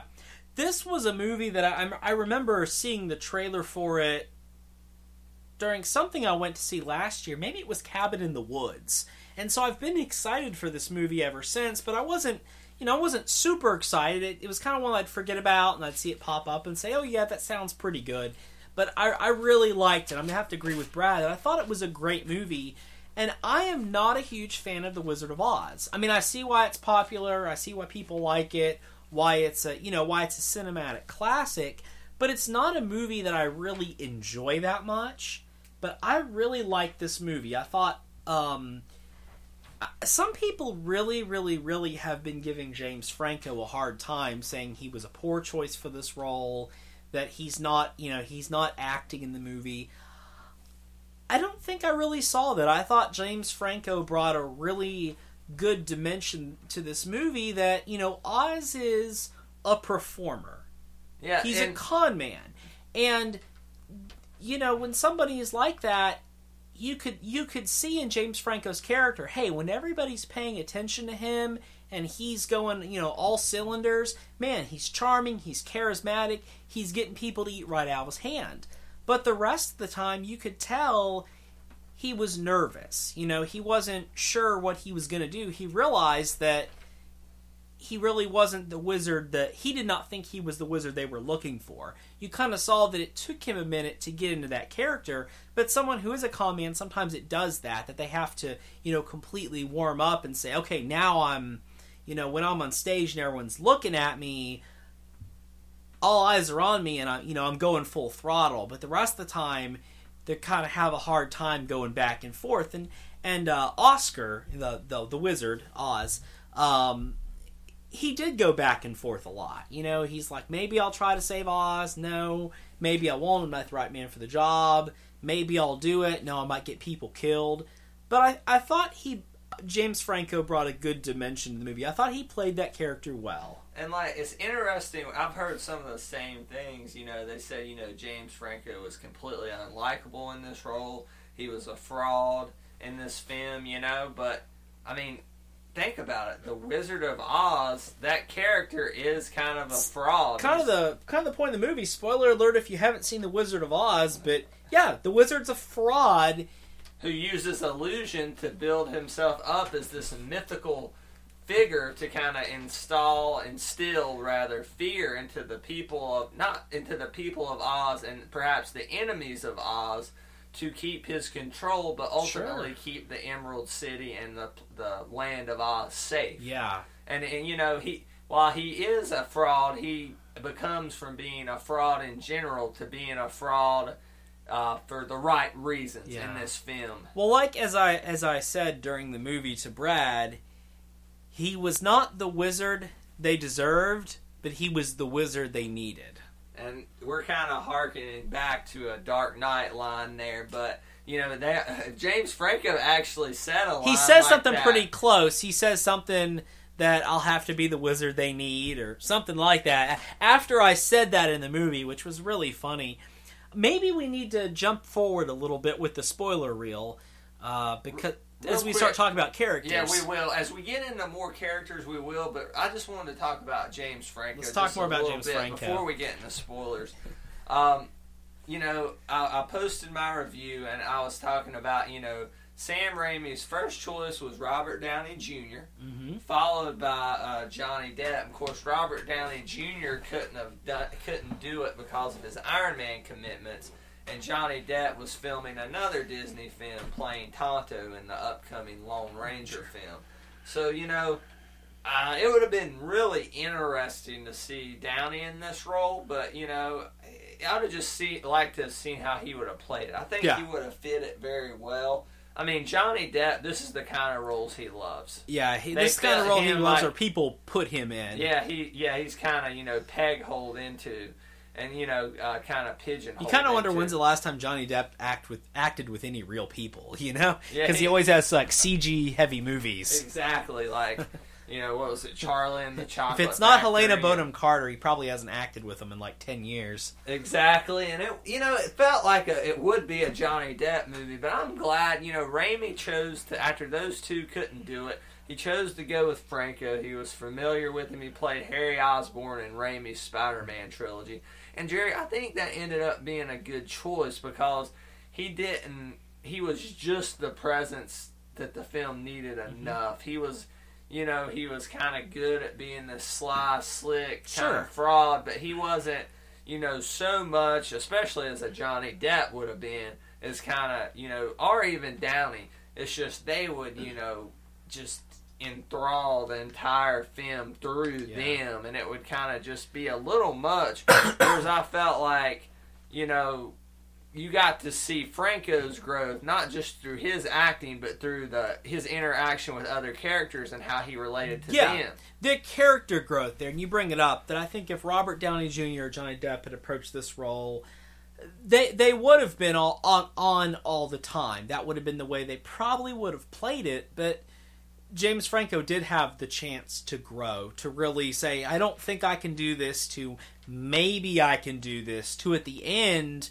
when you see him, not much of a spoiler, claiming his destiny as the wizard, he's owning it. I mean, he's owning it and has everybody enthralled. The second thing, and Brad, I had pointed out to you in the review, is that I think by going with a younger actor like James Franco rather than someone older, it made the wizard seem more like, yeah, he's a con man, but he's still a young man and he's still got a lot of learning to do and a lot of growing up. If you pick someone older, like Johnny Depp or Robert Downey Jr., for a character like Oz, there's almost a pathetic element there. That they're that age and that's all they're doing is kind of a sideshow. And I don't know that this movie needed that pathetic element to it. It's fine to see, hey, here's a young man, and he's conning people and he's a huckster, but he's still got time to grow. Yeah, absolutely. And Jerry, there's a lot of other great characters and performances in this film, a few that are very quite wicked, if you will. And for those, let's just go ahead and get into spoilers. All right. Let's roll the reel forward to spoilers.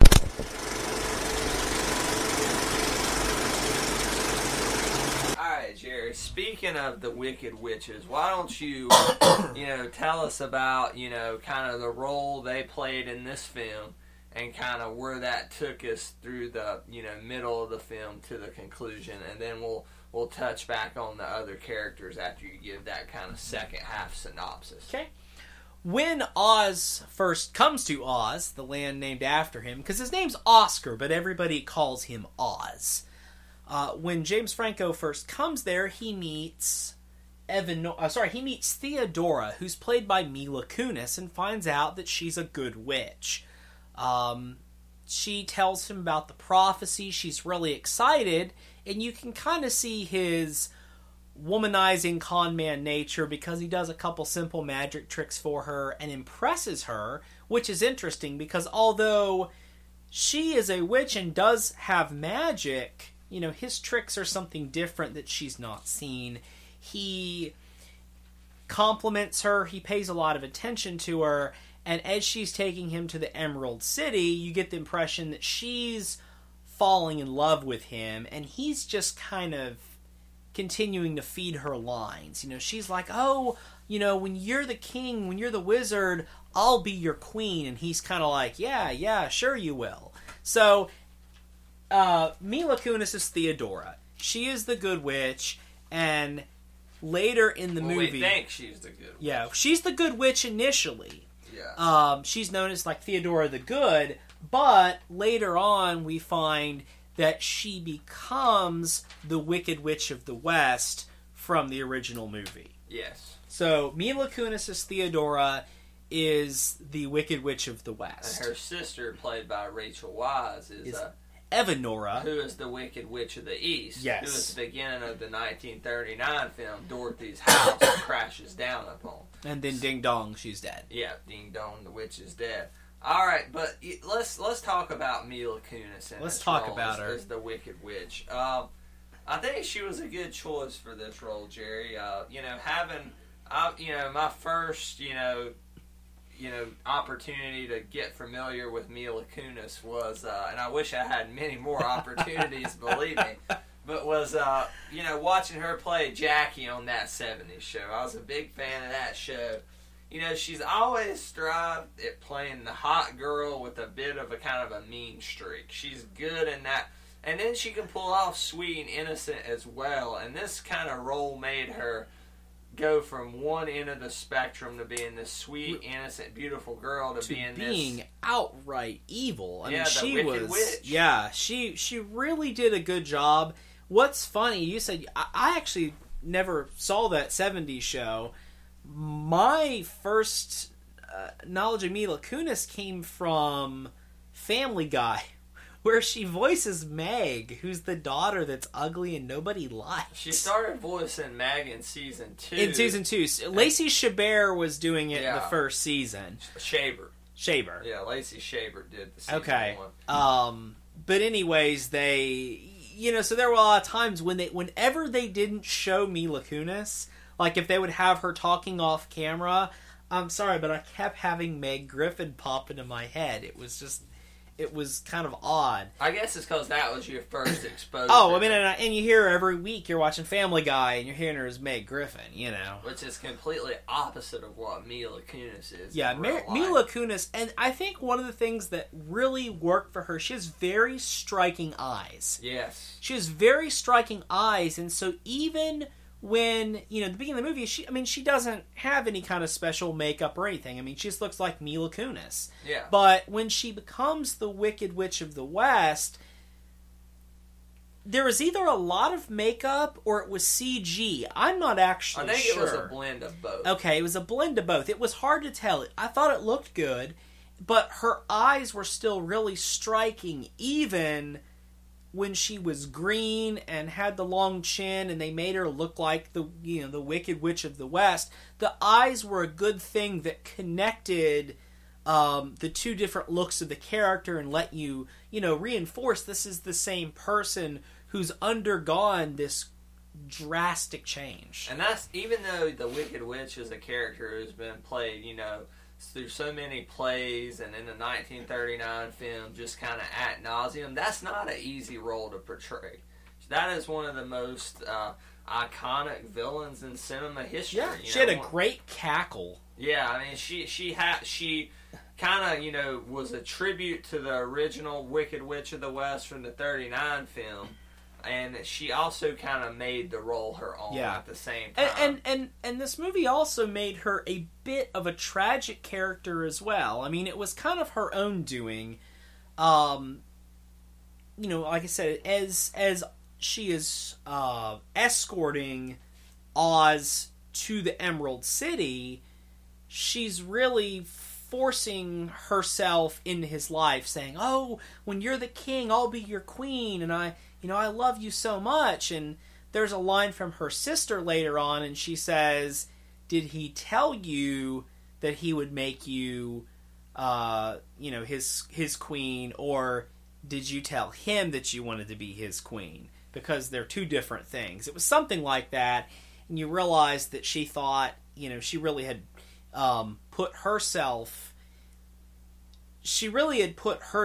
into the role of Oz's lover, Oz's significant other, and he didn't necessarily ask her to be there. And so it leads her down this road of becoming the Wicked Witch and just hating everybody. And speaking of, Evanora, or the Wicked Witch of the East, if you will, played by Rachel Weisz, what was kind of, Jerry, what was your impressions of her performances in that character? I thought it was really strong. Rachel Weisz is always a strong actor. I don't know that I've ever seen her in anything where she was the villain that I can remember.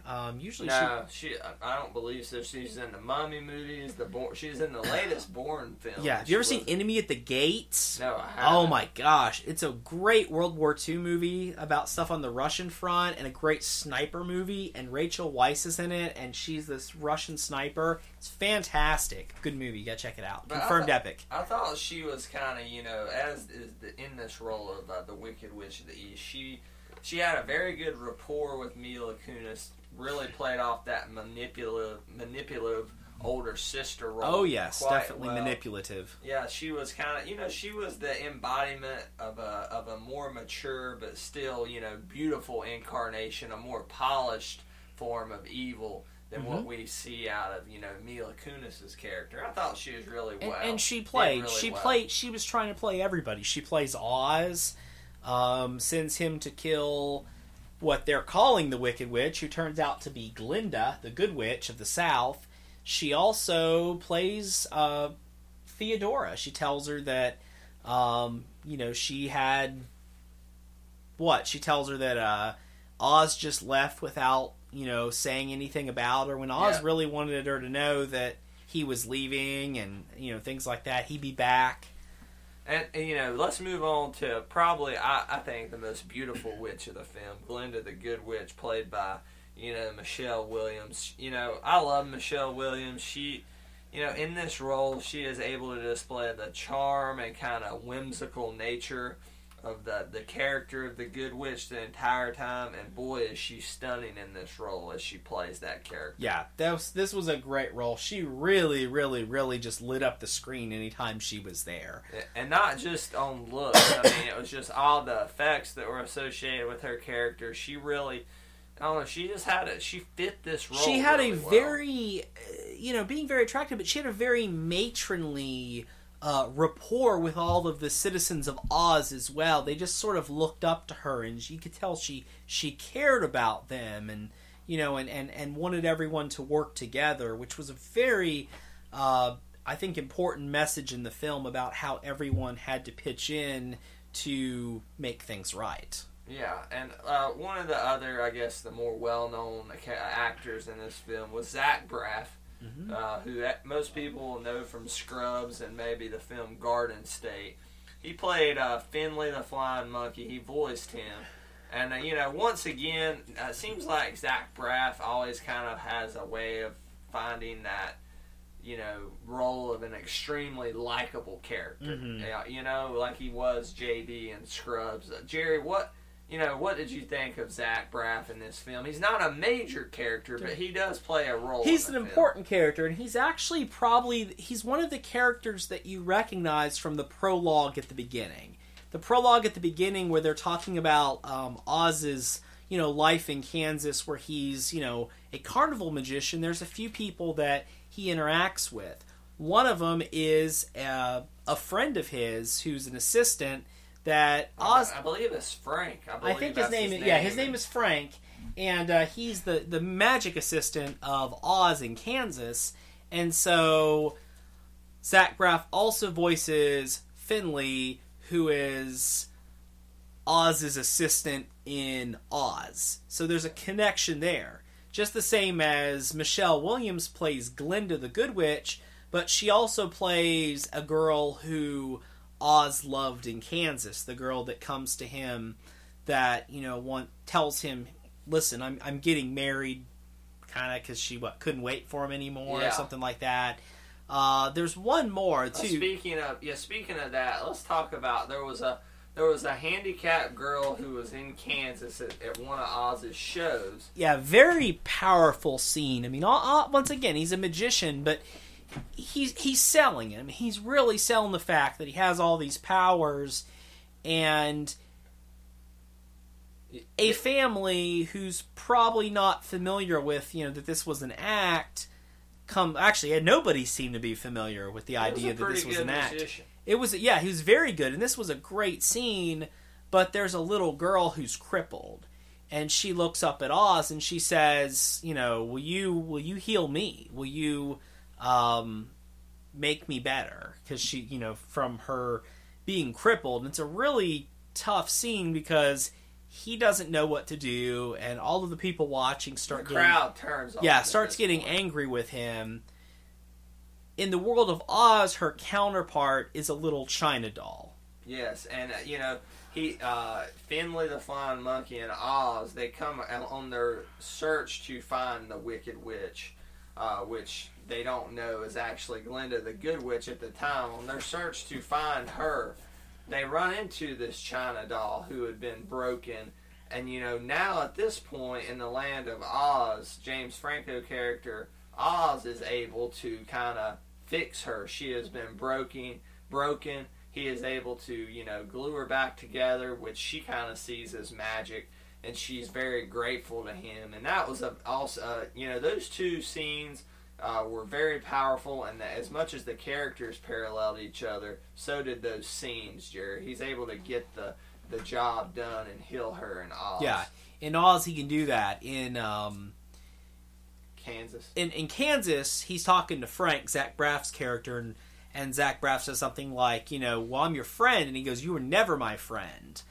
Where in Oz later on, he tells Finley, you have my friendship. So there is a lot of character growth there, despite the Wizard of Oz having to keep intact his fraud tendencies. He could never really connect with this girl that he loved in Kansas, but he connected with Glinda. He connects with Glinda, definitely. And speaking of the China doll, that wanted to bring me... I know it sounds like I may be praising Sam Raimi a lot in this review. You can never praise the man who gave us The Evil Dead too highly, Brad. Continue on. Spider-Man 1 and 2. Listen, or Darkman. His use of CG has always... Well, his use of special effects in general, even going back to the Evil Dead movies when he had hardly no money, he's always been able to do a lot with special effects. And when he got to make the big budget first, Spider-Man film back in 2002, people were kind of taken aback by that film's kind of, effects, and there were some CG moments. It looks a little dated now, but back then it was kind of... Besides The Matrix, it was the most groundbreaking film as far as CG was concerned. Yeah, definitely. You kind of think of that scene where he dodges the goblins' pumpkins in the burning building. That kind of slow motion stuff, which was a lot of CG, but looked real at the same time.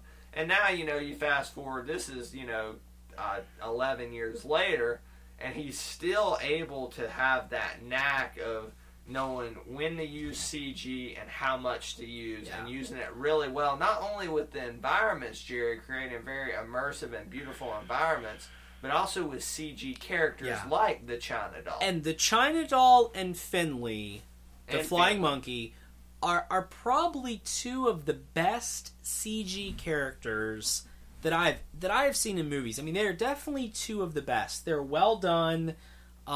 They really interact well with the actors. They offered something that you just couldn't see being a traditional effect. I personally am somebody that if it can be done with a traditional effect, I would rather see it with a traditional effect. But I don't think there was a way to make the China doll with a traditional effect, and there wasn't a way to do Finley well with a traditional effect. And Sam Raimi nailed those two characters. I mean, they really are... I think they're like the heart of the film. These lovable, they represent flawed characters. Oz's character growth the most. Did you know who voiced Joey King? Is the young lady who voiced the China doll? And do you know which character she played in The Dark Knight Rises, Brad? No, I don't. She was the young Talia al Ghul in Dark Knight Rises. Really? Wow, I didn't know that was her. Yep, right, that was her. So it's had a connection to the Christopher Nolan franchise. Well, now I know that. Yeah. The kind of news and facts you can get here on the Confirmed Epic Podcast. Well, the interesting thing about this film, the Disney and Raimi had to really tread lightly when making this film, because Fox owns the rights to the 1939 film, and what's most impressive is this version of Oz still managed to really be a prequel to that film, but in very subtle and clever, very well done ways. Not outright kind of. We didn't have Munchkins singing Lollipop Guild and then the Lollipop Guild and all that. Now they were there. There were some Munchkins there. But nothing that was going to cause any lawsuits, I mean, it was little stuff like showing how the wizard made, the Cowardly Lion a coward. Yeah, that's true. That was a really cool moment. That scene I really didn't even think. I didn't even think about that when I watched it, but I heard someone else go, "Oh, it's the Cowardly Lion." Yeah.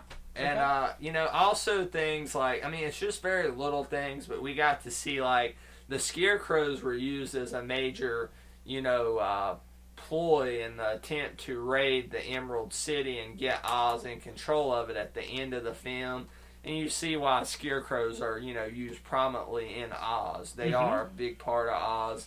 And, that I may be a little stretching a little. Now I don't believe it's like an origin of the scarecrow from the film. But they were there. It showed them there. It was at least a nod to the scarecrow. Just like the Tinkers. The Tinkers were involved. Yeah. And you're like, oh, they're the guys that are going to create the Tin Man. I think absolutely one of the coolest foreshadowing aspects, and really just definitely one of those effects that just really stuck with me, is when they are showing the transformation of Theodora, Mila Kunis's character.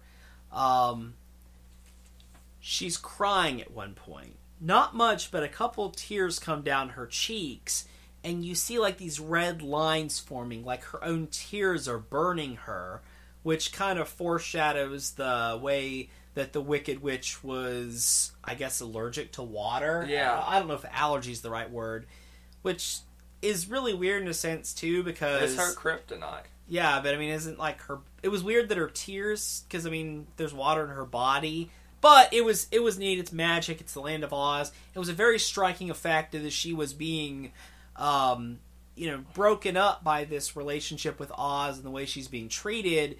These lines, these like burn marks are forming on her face. Speaking of the Wicked Witch of the West, the scene I really liked is when she kind of, Glinda and the wizard kind of retreat to, I can't remember the name of the place. It's somewhere in Oz where the Munchkins live and stuff like that. It's where the 1939 film opens up. And, Glinda puts up a kind of, what's the word I'm looking for? Kind of like a layer around it where, no forces of evil. Oh, like a force field. Like a force field. Yeah. Yes, the word was escaping me. Field. Thank you, Jerry. Like a force field. But, the Wicked Witch manages to get in, and it kind of, when she does and confronts Glinda and Oz, it kind of harkens you back to that kind of the beginning of the 39 film. And that was very cool, and it kind of showed where she got her broom at that point. Yeah, because at the early in the movie, when she first tells Oz that she's a witch, he's like, "Where's your broom?" And she's not familiar with the concept. Yeah, she's like, "Why would I need a broom?" And so when she first shows up to harass everyone as the Green Wicked Witch of the West, she goes and grabs a broom just like from someone's hand or something. And that becomes her just to trademark. spite him. Yeah, it becomes her trademark, kind of accessory. And that was cool. And, we got to see, like, how the origin of the wizard's, like, projection machine. Yeah. That he uses in the 39 film to make him look like this mythical figure. But we got to see where it came from, how it was built, and used for him to finally take control of Oz. One of the coolest parts of the movie is when they find so many ways, and they bring up one of the things, Glinda brings it up, that citizens of Oz are supposed to be forbidden to kill one another, that there's not supposed to be taking lives. So they have to use Oz's trickery and the ingenuity of all of the characters to find ways to run the witches off and dispatch all of the flying monkeys and the Winky guards without killing anybody, which was really cool and led to some just very neat tactics that they used, mixing everyone's skills and abilities. Jerry, is there anything else you want to say about Oz the Great and Powerful? Well, I want to mention that there is a Bruce Campbell cameo in there, like with most Sam Raimi movies. Bruce Campbell plays one of the Winky guards near the end of the film as as Oz and Finley and one of the Munchkins are trying to sneak back into the city.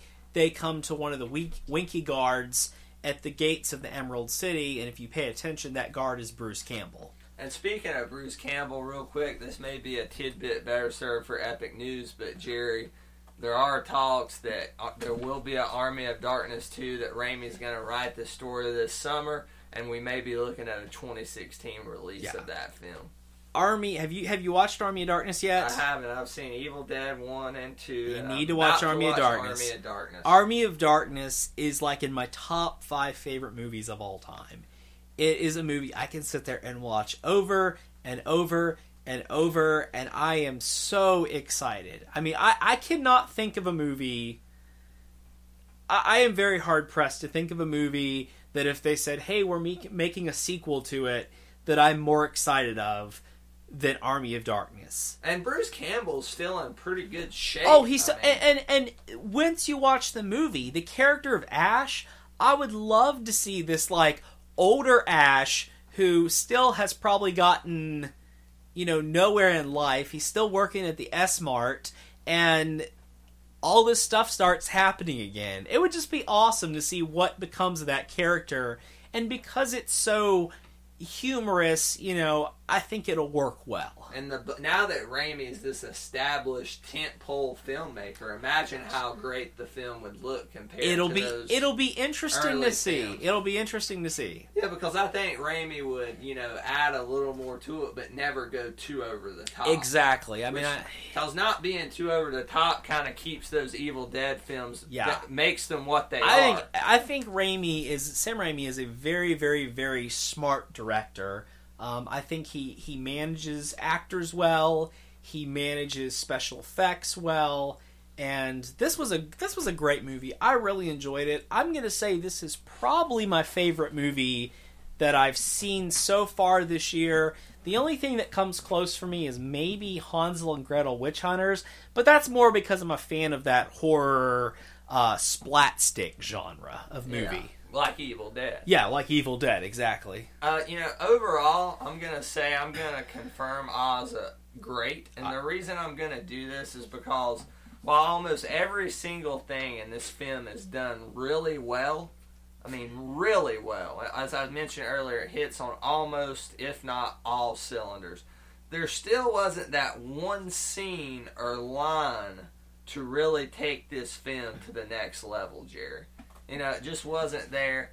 And that being said, Oz the Great and the Powerful was a great film, that not so much reinvented the Oz franchise as it did update it for a new generation, while at the same time paying homage to the 1939 film, which it wasn't even legally supposed to do. So, Raimi and Disney... great job on Oz the Great and the Powerful. My favorite movie of this year, by far, confirmed great. But we're kind of going to do a mini review, a double feature review to kind of wrap things up. Earlier this week, Jerry and I got to check out a horror anthology film entitled The ABCs of Death.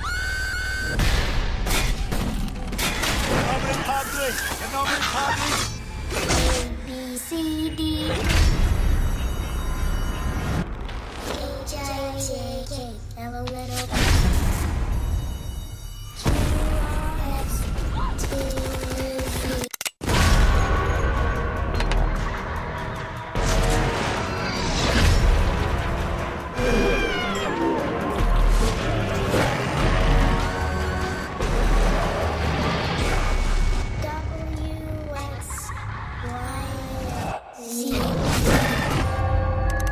Jerry, just tell our listeners a little bit about this film, because it is kind of a smaller production. Yeah. The ABCs of Death is a horror anthology film. It's produced by Ant Timpson and Tim League, and the concept of this movie was to take all 26 letters of the alphabet, find 26 different directors or directing teams, and tell them to come up with a letter, pick one letter of the alphabet, come up with a word that begins with that letter, and then make a short movie about death that focuses on that letter. So, I guess, for example, if the letter was... A is for apocalypse. A is for apocalypse. Now, sometimes those words, really directly influence the movie. Sometimes it was something more abstract. It was an interesting movie. It's an interesting concept. You are getting 26 short films here. The movie ran about 2 hours and 10 minutes, so you're talking Most of them are less than 4 or 5 minutes apiece. Some are a little longer. Yeah, some are a little longer, some are really short. Ty West's M is for Miscarriage was really, like a minute. Yeah, maybe a minute. Before we talk about it any further, I am just going to go out and say this is absolutely not a movie for everybody. It's completely different from Oz the Yeah, Great it is and the completely Powerful. different from Oz the Great and Powerful. If you are going to watch this movie, one, you have to be somebody who's really interested in experimental films. I mean, this concept has to really intrigue you. Number two, when I say horror films, I'm not talking like, oh, I like M. Night Shyamalan's, Sixth Sense, or I like stuff that, comes out at theaters like Paranormal Activity or, something like that. I mean, this movie is gruesome at times. Disturbing. It is very disturbing. There were some of the short films in there that really bothered me on different levels. Not bothered me on a level of, this is scary. I mean, this movie didn't keep me up at night or anything. It's not that kind of movie. But there Speak was for yourself. Brad was up all night. There were some parts in this movie that disturbed me in a different way. There is a scene that implies, obviously... Are we talking about L is for libido? Yeah, but just briefly, let me say, there's a scene that implies that a child is being raped. They obviously don't show anything, it just implies it. There is a scene that implies that a small animal is being crushed as like a fetish film. Those two things really bothered me, so I have a hard time recommending this movie to a pretty wide audience. But there's some really interesting stuff in there, and we'll definitely talk about it. It's with that being said, it's hard to judge this film as a whole because it has so many directors. But let's just talk about, Jerry, let's each talk about one we really liked. Okay. And then we'll talk about one we really hated, which I think we may have this one in common. Okay. And then, we'll talk a little bit about the most disturbing one, which... Yeah. It's going to probably be L is for libido. Yeah. But we'll talk about that one as much as we can. We won't get in depth. We'll get to that in a second. We may not even talk about that one. I'm going to talk about my favorite one. Okay. My favorite one is D is for Dogfight, directed by Marcel Sarmiento. Yeah. And this is about, basically the premise of this short film is about a man who, he's lost his dog. Okay, he's looking for, and he enters a man versus dog fighting contest. And, there's this dog, it looks like a yellow lab, who has been trained to fight people, and he goes in there it looks like he's trying to probably win some money in kind of a fight club-like setting. Well, they're fighting this kind of gruesome man versus animal, fight. And all of a sudden, you see the lost dog pictures in the background and ads, and we find out this is this guy's dog.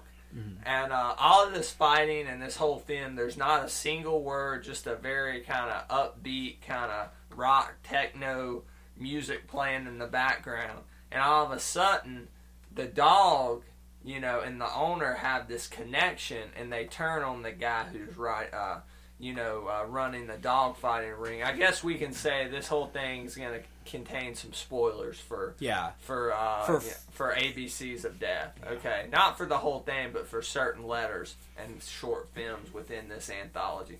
But basically, what happens is the dog realizes it's his owner, and they kind of beat the crap out of the guy who runs the dog fighting ring, and the dog rips his throat out. Yeah, it's violent. It's very violent. It will be very, insensitive to people who are really against any kind of animal cruelty. I thought it was going to bother me far more than this segment did when I'm like, please, I don't want to watch a movie about a guy beating a dog to death. I don't know why I don't mind the guy beating a person to death, but I don't want to watch it about dog fighting because that's a real legitimate thing that happens. But it had a very cool twist in suddenly it's this guy and his dog have orchestrated this whole thing, and now they're taking everybody else out. And I thought, darn, that's cool. It was Loved pretty it. Cool. While it was brutal and kind of hard to watch in moments, it had a lot of heart to it. It had a beauty to it in the way it was shot. A cinematic quality beauty to it. Shot very well, especially considering they were on a low budget. Jerry, what was your favorite of the anthology? Just one favorite. My absolute favorite of this is a short that is called V is for Vagitus, which is supposedly I think it's Latin. It said it's the cry of a newborn baby. I didn't look that up, but that was on the movie earlier. And Brad, your computer's talking. Excuse that interruption, but yeah, okay. So V is for basically the cry of a newborn baby, and it's this really interesting piece by director. I'm probably saying it wrong. It looks like Care with 2 A's, Care Andrews, and it is about a future world where many women are infertile, where there are mutants, people are having children. And this is illegally. One of the longer sets this one in was the anthology. pretty long. This one probably felt like it was about 6 or 7 minutes. Yeah. But it's about a female officer of this government group in New Vancouver, and this giant robot had a very Judge Dredd. Very Judge Dredd, RoboCop, Demolition Man, a very very dystopian view of the future. That it's interspersing this officer who she's checking out these suspected families who are having children that are born, basically illegally. They're supposed to obtain government consent to have children. And at the same time, you learn that she is applying to the government for her own past to be able to have kids of her own. It was one of these short 6 or 7 minute movies that wonderfully shot, beautifully done, fantastic special effects, really good acting and directing. They did a lot with a little. They did a lot. And it's a movie that in 6 or 7 minutes, I felt like I wanted to know this world more. That I wanted to watch this as a full-length movie. That it seemed like there were so many stories that were being told. And for that to be accomplished in a 7-minute short's pretty darn impressive. It is darn impressive. Usually horror things work really well. Whether it's a short horror story or a horror anthology type movie, horror often works better the shorter it is. Because you don't have to explain things. You don't have to keep coming up with bigger and bigger scares. You can have everything in a short period of time. But this didn't feel too much like a horror movie. There were elements of horror, but it was more This was a sci-fi. And once again, even though this is marketed as a horror, ABCs of Death is marketed as a horror movie, because that's who it's probably going to appeal the most to, it does not say that these things have to be about death in any way that is necessarily horrific. Most people chose that, but this was just about death in some way. And this was a movie about a society where they were killing children, and they were not calling it, killing children. They were calling it getting rid of contraband. That's what the officer calls this couple's child. She says, "You're possessing contraband." It was an interesting approach to this thing of having things that related to death. I thought this was a really well done segment of this movie, and it was definitely worth watching this whole movie for that reason. Yeah, just to see that. And there are a few like that. That was probably my second favorite. The other ones I'll just say that were really good is B is for Bigfoot was really good. It was really probably good. one of the most true horror stories. It's about a couple that's trying to get their guy trying to get his younger cousin to go to sleep by telling her this story that they're making up. N is for Nuptials is really funny. It's about a guy that proposes to his girlfriend with a parrot, and the parrot starts saying things that the guy did not think the parrot would ever repeat. About a relationship he was having on the side. A relationship outside of the relationship he was involved in. I liked Q is for Quack. It was a movie that really took a funny take on it. That the two directors of the film are discussing what are we supposed to do with the letter Q, and they decide, well, let's really kill something. Let's kill a duck in this movie. Things backfire on them somewhat literally, and it's very funny. And I really liked U is for Undead. It's a first-person kind of a vampire short. and was really well done as well. Will you mention the one about the obese girl? What was Okay, I was actually going to get in that one in my most disturbing one. Okay. So we'll get to that in a second. We'll get to that. Are we agreed on the most hated part of this anthology? F is for fart. I think we are agreed that F is for fart. In agreement, rather. Yeah, we are in agreement. It was really not even fun to watch. It was ridiculous. It was gross. I didn't get anything out of it. It's by filmmaker Noboru Iguchi. And all we really need to say about this is you get to see Japanese schoolgirls die by farts. And never have I seen something that makes Japanese schoolgirls less attractive than this short film. This was really what more can we say? It was terrible. It was just. terrible. I just didn't feel there was a point. Confirmed crap. I didn't feel like there was a point to it, and I thought it felt like the most. It just felt juvenile. I mean, more so like there wasn't even anything clever about it. It was just very juvenile. Yeah, so that was we were in agreement that was our most hated. A couple of the others I didn't like was I really didn't care for WTW, which is W's for WTF. It was just a series of... I didn't hate that one. Okay, I didn't like it. I thought it was just a series of just random, bizarre images. But that was the point. It was. It just didn't make much sense. Z is for Zetsumetsu, which is the final segment of the movie by Yoshihiro Nishimura.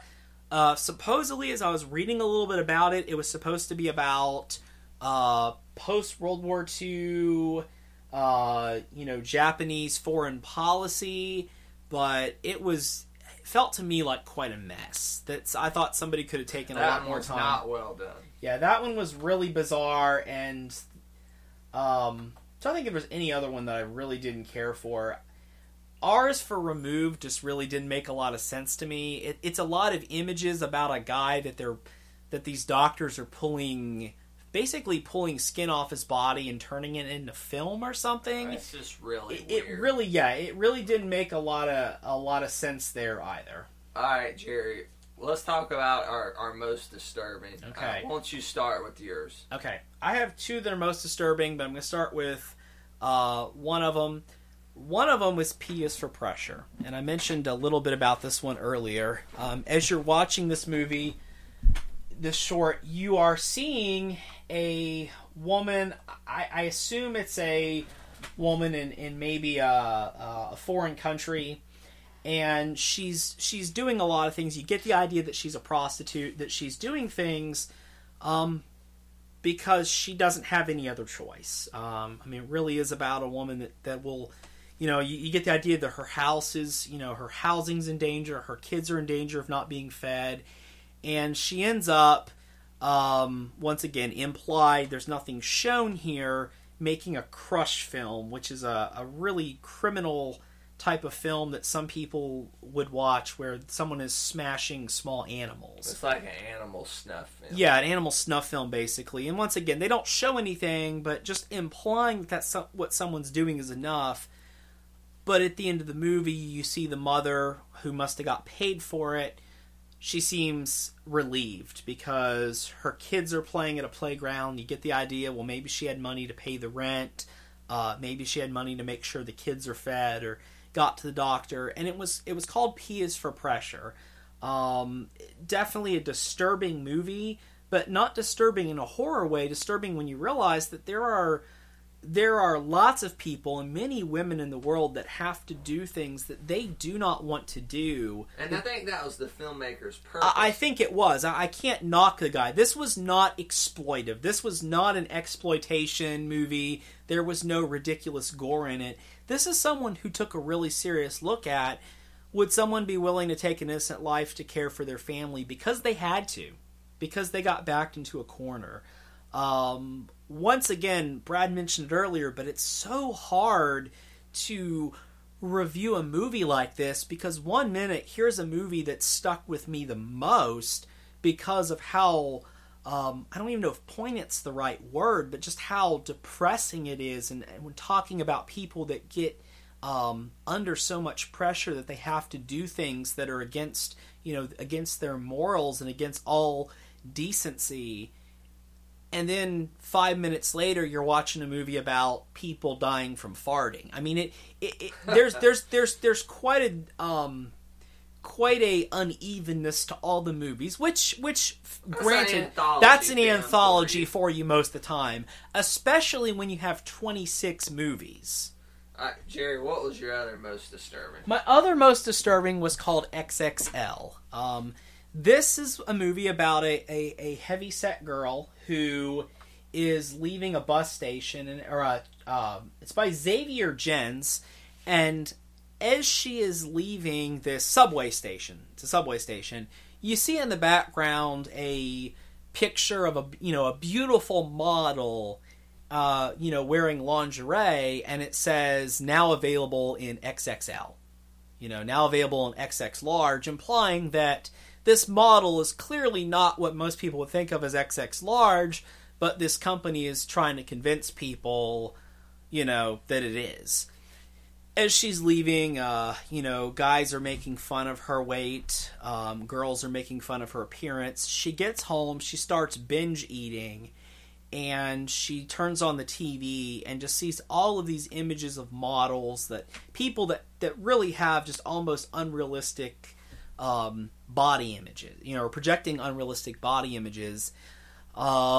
And it certainly led her to be depressed. And this is where the movie goes from being, like a really good study about how are we projecting, unrealistic body image expectation on some people, to the point where she starts using a knife to cut this... A carving knife. A carving knife. Well, she starts off with a butcher knife, cutting the fat off her sides. And then moves. Then uses a razor blade as she's cutting her cheeks. And then she walks into the shower, and you don't see anything. You just see the shower curtain with an electric carving knife, that you would see at a wedding reception. Yeah, or at Thanksgiving if you don't, like carving a turkey. Yeah. And when she steps out, she is like this thin. She's model size. Yeah, she's model size, but she's also just literally bones and blood and a little bit of flesh. And she's literally skin and bones. She passes out and dies. It's just it was it was rough to watch, but I thought it was a good commentary on how women perceive body images, particularly younger women, and it was effective. And about how important we make that. I mean, it's something to always think about. So once again, that body image is more important than, in this case, life. Yeah, for her it was. And once again, is this a movie everybody needs to watch to get that message? Absolutely not. No. But if you are interested in this genre, if this interests you in any way, and you are not absolutely horrified by what we've said at this point, then maybe you're about to get horrified. About to get horrified. I'm going to talk real quick about my most disturbing. Can we do it PG? Yeah, it will be. Listen, here's what I'm going to say. I'm going to talk about Ellis for Libido by Timo Tijjuhanto. Okay, I think I pronounced that correctly. Now, let's just say this short Ellis for Libido it provided images that will remain ingrained into my head forever. And for the sake of keeping this podcast from receiving an explicit rating on iTunes, we really can't get too much into it. I mean, I'm just gonna say, if you want to be utterly disturbed, check out Ellis for Libido. And I will say, if you're watching this movie, I think this is the most disturbing part of the anthology. Yeah. And it may be one, when you get to L, you may want to skip over. Yeah, if you're easily disturbed. I will say that as I've thought about it over the past couple days, P and X, P is for pressure, and X is for XXL, are the two that stuck with me the most because they combine some disturbing imagery, but they also have a really strong point. L is for Libido may have the strongest imagery, but I'm not 100% sure what's behind that there's a imagery. Message to it. It's just disturbing for the sake of being disturbing. Yeah. I mean, and we can't go into it, you know, if we were an explicit show, we would, but we're trying to keep it, you know, where we can reach a broad audience. Yeah. But if you want to be disturbed, that's your thing, I recommend Ellis for Libido. If not, even if you check out the ABCs of Death, you know, kind of skip that one, you know. Brad, can you give this, I mean, would you even begin to give this movie a rating on the Epic Review rating scale? I would say, actually, I am. If you can stomach a truly, you know, disturbing horror anthology, like we can, I mean, I think it's safe to confirm the ABCs of Death. I would rate it good, just because if you watch it with somebody who can handle this kind of thing, who is a big fan of film and can appreciate film in its most extreme forms in certain cases, it is a lot of fun to watch. We had fun watching certain parts I would of this not have film. enjoyed this movie as much if I had not been watching it with Brad and we were talking about each one as it goes. Yeah, because we could discussing appreciate it, what certain elements were. And you know. while this movie came out in theaters on March 8th, it actually premiered last year at a film festival, and it's been available on demand since January 31st. So we actually watched it through Xbox Live, through one of their streaming rental services. I believe it's available on several video on demand platforms. It seems to be really limited right now in terms of theaters. It seems which is understandable. It's an unrated film. Literally, we're not talking about American Pie unrated where they add an extra, nude scene. We're talking about legit unrated material. No, I mean, this is not pornography. No, it's not pornography, and it's not a snuff film. No, but it's just, once again, sometimes some violent, disturbing images and things that are insinuated there. Yeah, truly that. And then once again, you'll go to one of them as a comedy that is pretty funny. So I don't know. And it is hard to. It's weird because while it is advertised as a horror anthology, I don't know if that's really fair. I don't think the anthology had a definitive tone overall. I don't either. This really seems like a case where the directors or the producers of this really they let the directors go. I mean, they absolutely let them go. Which is good and bad. It's good and bad. Now, once again, would this have been a more entertaining movie if they said, hey, come up with some, horrific, crazy way to die, B is for boomerang, someone gets killed with a boomerang, or, Q is for quilt, someone gets killed by a quilt. Sewing machine, I don't know. And it may have been, more interesting from a horror aspect, but I don't know if the overall film would have had the appeal, because it keeps you guessing what's coming next. Coming next? Oh my gosh, this was so disturbing, or this was so outrageous. What will the next letter be? This one really it stunk. Does keep you, even this one was funny. It keeps you on the edge of your seat, just wondering what you're going to expect next. It is one of those things. So Jerry, I confirm it good if you can stomach it. But what would you say? What is it? What is a 2.5? I would say an 1.5. Okay, I'm giving it an 1.5. Once again, if you have the time, if the genre interests you, if you're really interested in watching this movie, then watch it. But otherwise, you'd probably be okay skipping this. Yes. It's not going into my treasury of beloved horror anthologies like Stephen King's Cat's Eye or Creepshow or Trick or Treat. It's definitely a movie that I don't plan on ever watching again. No, but I had fun watching it. I had fun watching it too. Watch it with a group of people who can stomach it. If you watch this alone, you'll probably be depressed. Yeah, I probably will be. Which is just one of those interesting things about film that, we can watch a movie like Oz the Great and Powerful that just excites you and brings back, beloved memories, and then you can watch a movie that challenges you in a lot of ways. And that's not everybody's cup of tea. But some people just watch film to be entertained. Others watch it as kind of a commentary on certain elements of life, whether it be politics, religious beliefs, or whatever. I thought this was, in a lot of these directors really stepped up an A game and did something different. I mean, once again, P is for pressure, completely disturbing, but same thing for L is for libido. Is it going to change the way that I view a lot of things, the way that I live my life, in a sense of thinking about people doing things that they don't want to do, that are horrific to them just to survive? Absolutely. It makes me question a lot of things. We're on the flip side. L is for libido. It's just disturbing. Just disturbing. With no redeeming social value whatsoever. So overall, Jerry confirms this at A.5, and I will confirm it. I confirm it good. I'm a little easier on the film. So check it out. If it's something you think is for you, check out the ABCs of Death on video on demand. I think that's about going to wrap us up for this edition. Ought to wrap us up. Yeah, it's a kind of almost a giant size edition of the Confirmed Epic podcast. Jerry Reed, where can we find more of your stuff at? You can always find more of my writings on www.theepicreview.com. There you will find links to my Amazon reviews of action figures and Lego products, as well as you can also check out my Flickr account. I have a Flickr account now. It should be, you look for Barbecue17, BARBECUE17. You should find some information on my Flickr account. Lots of pictures that I've done. Some of them have appeared on the site.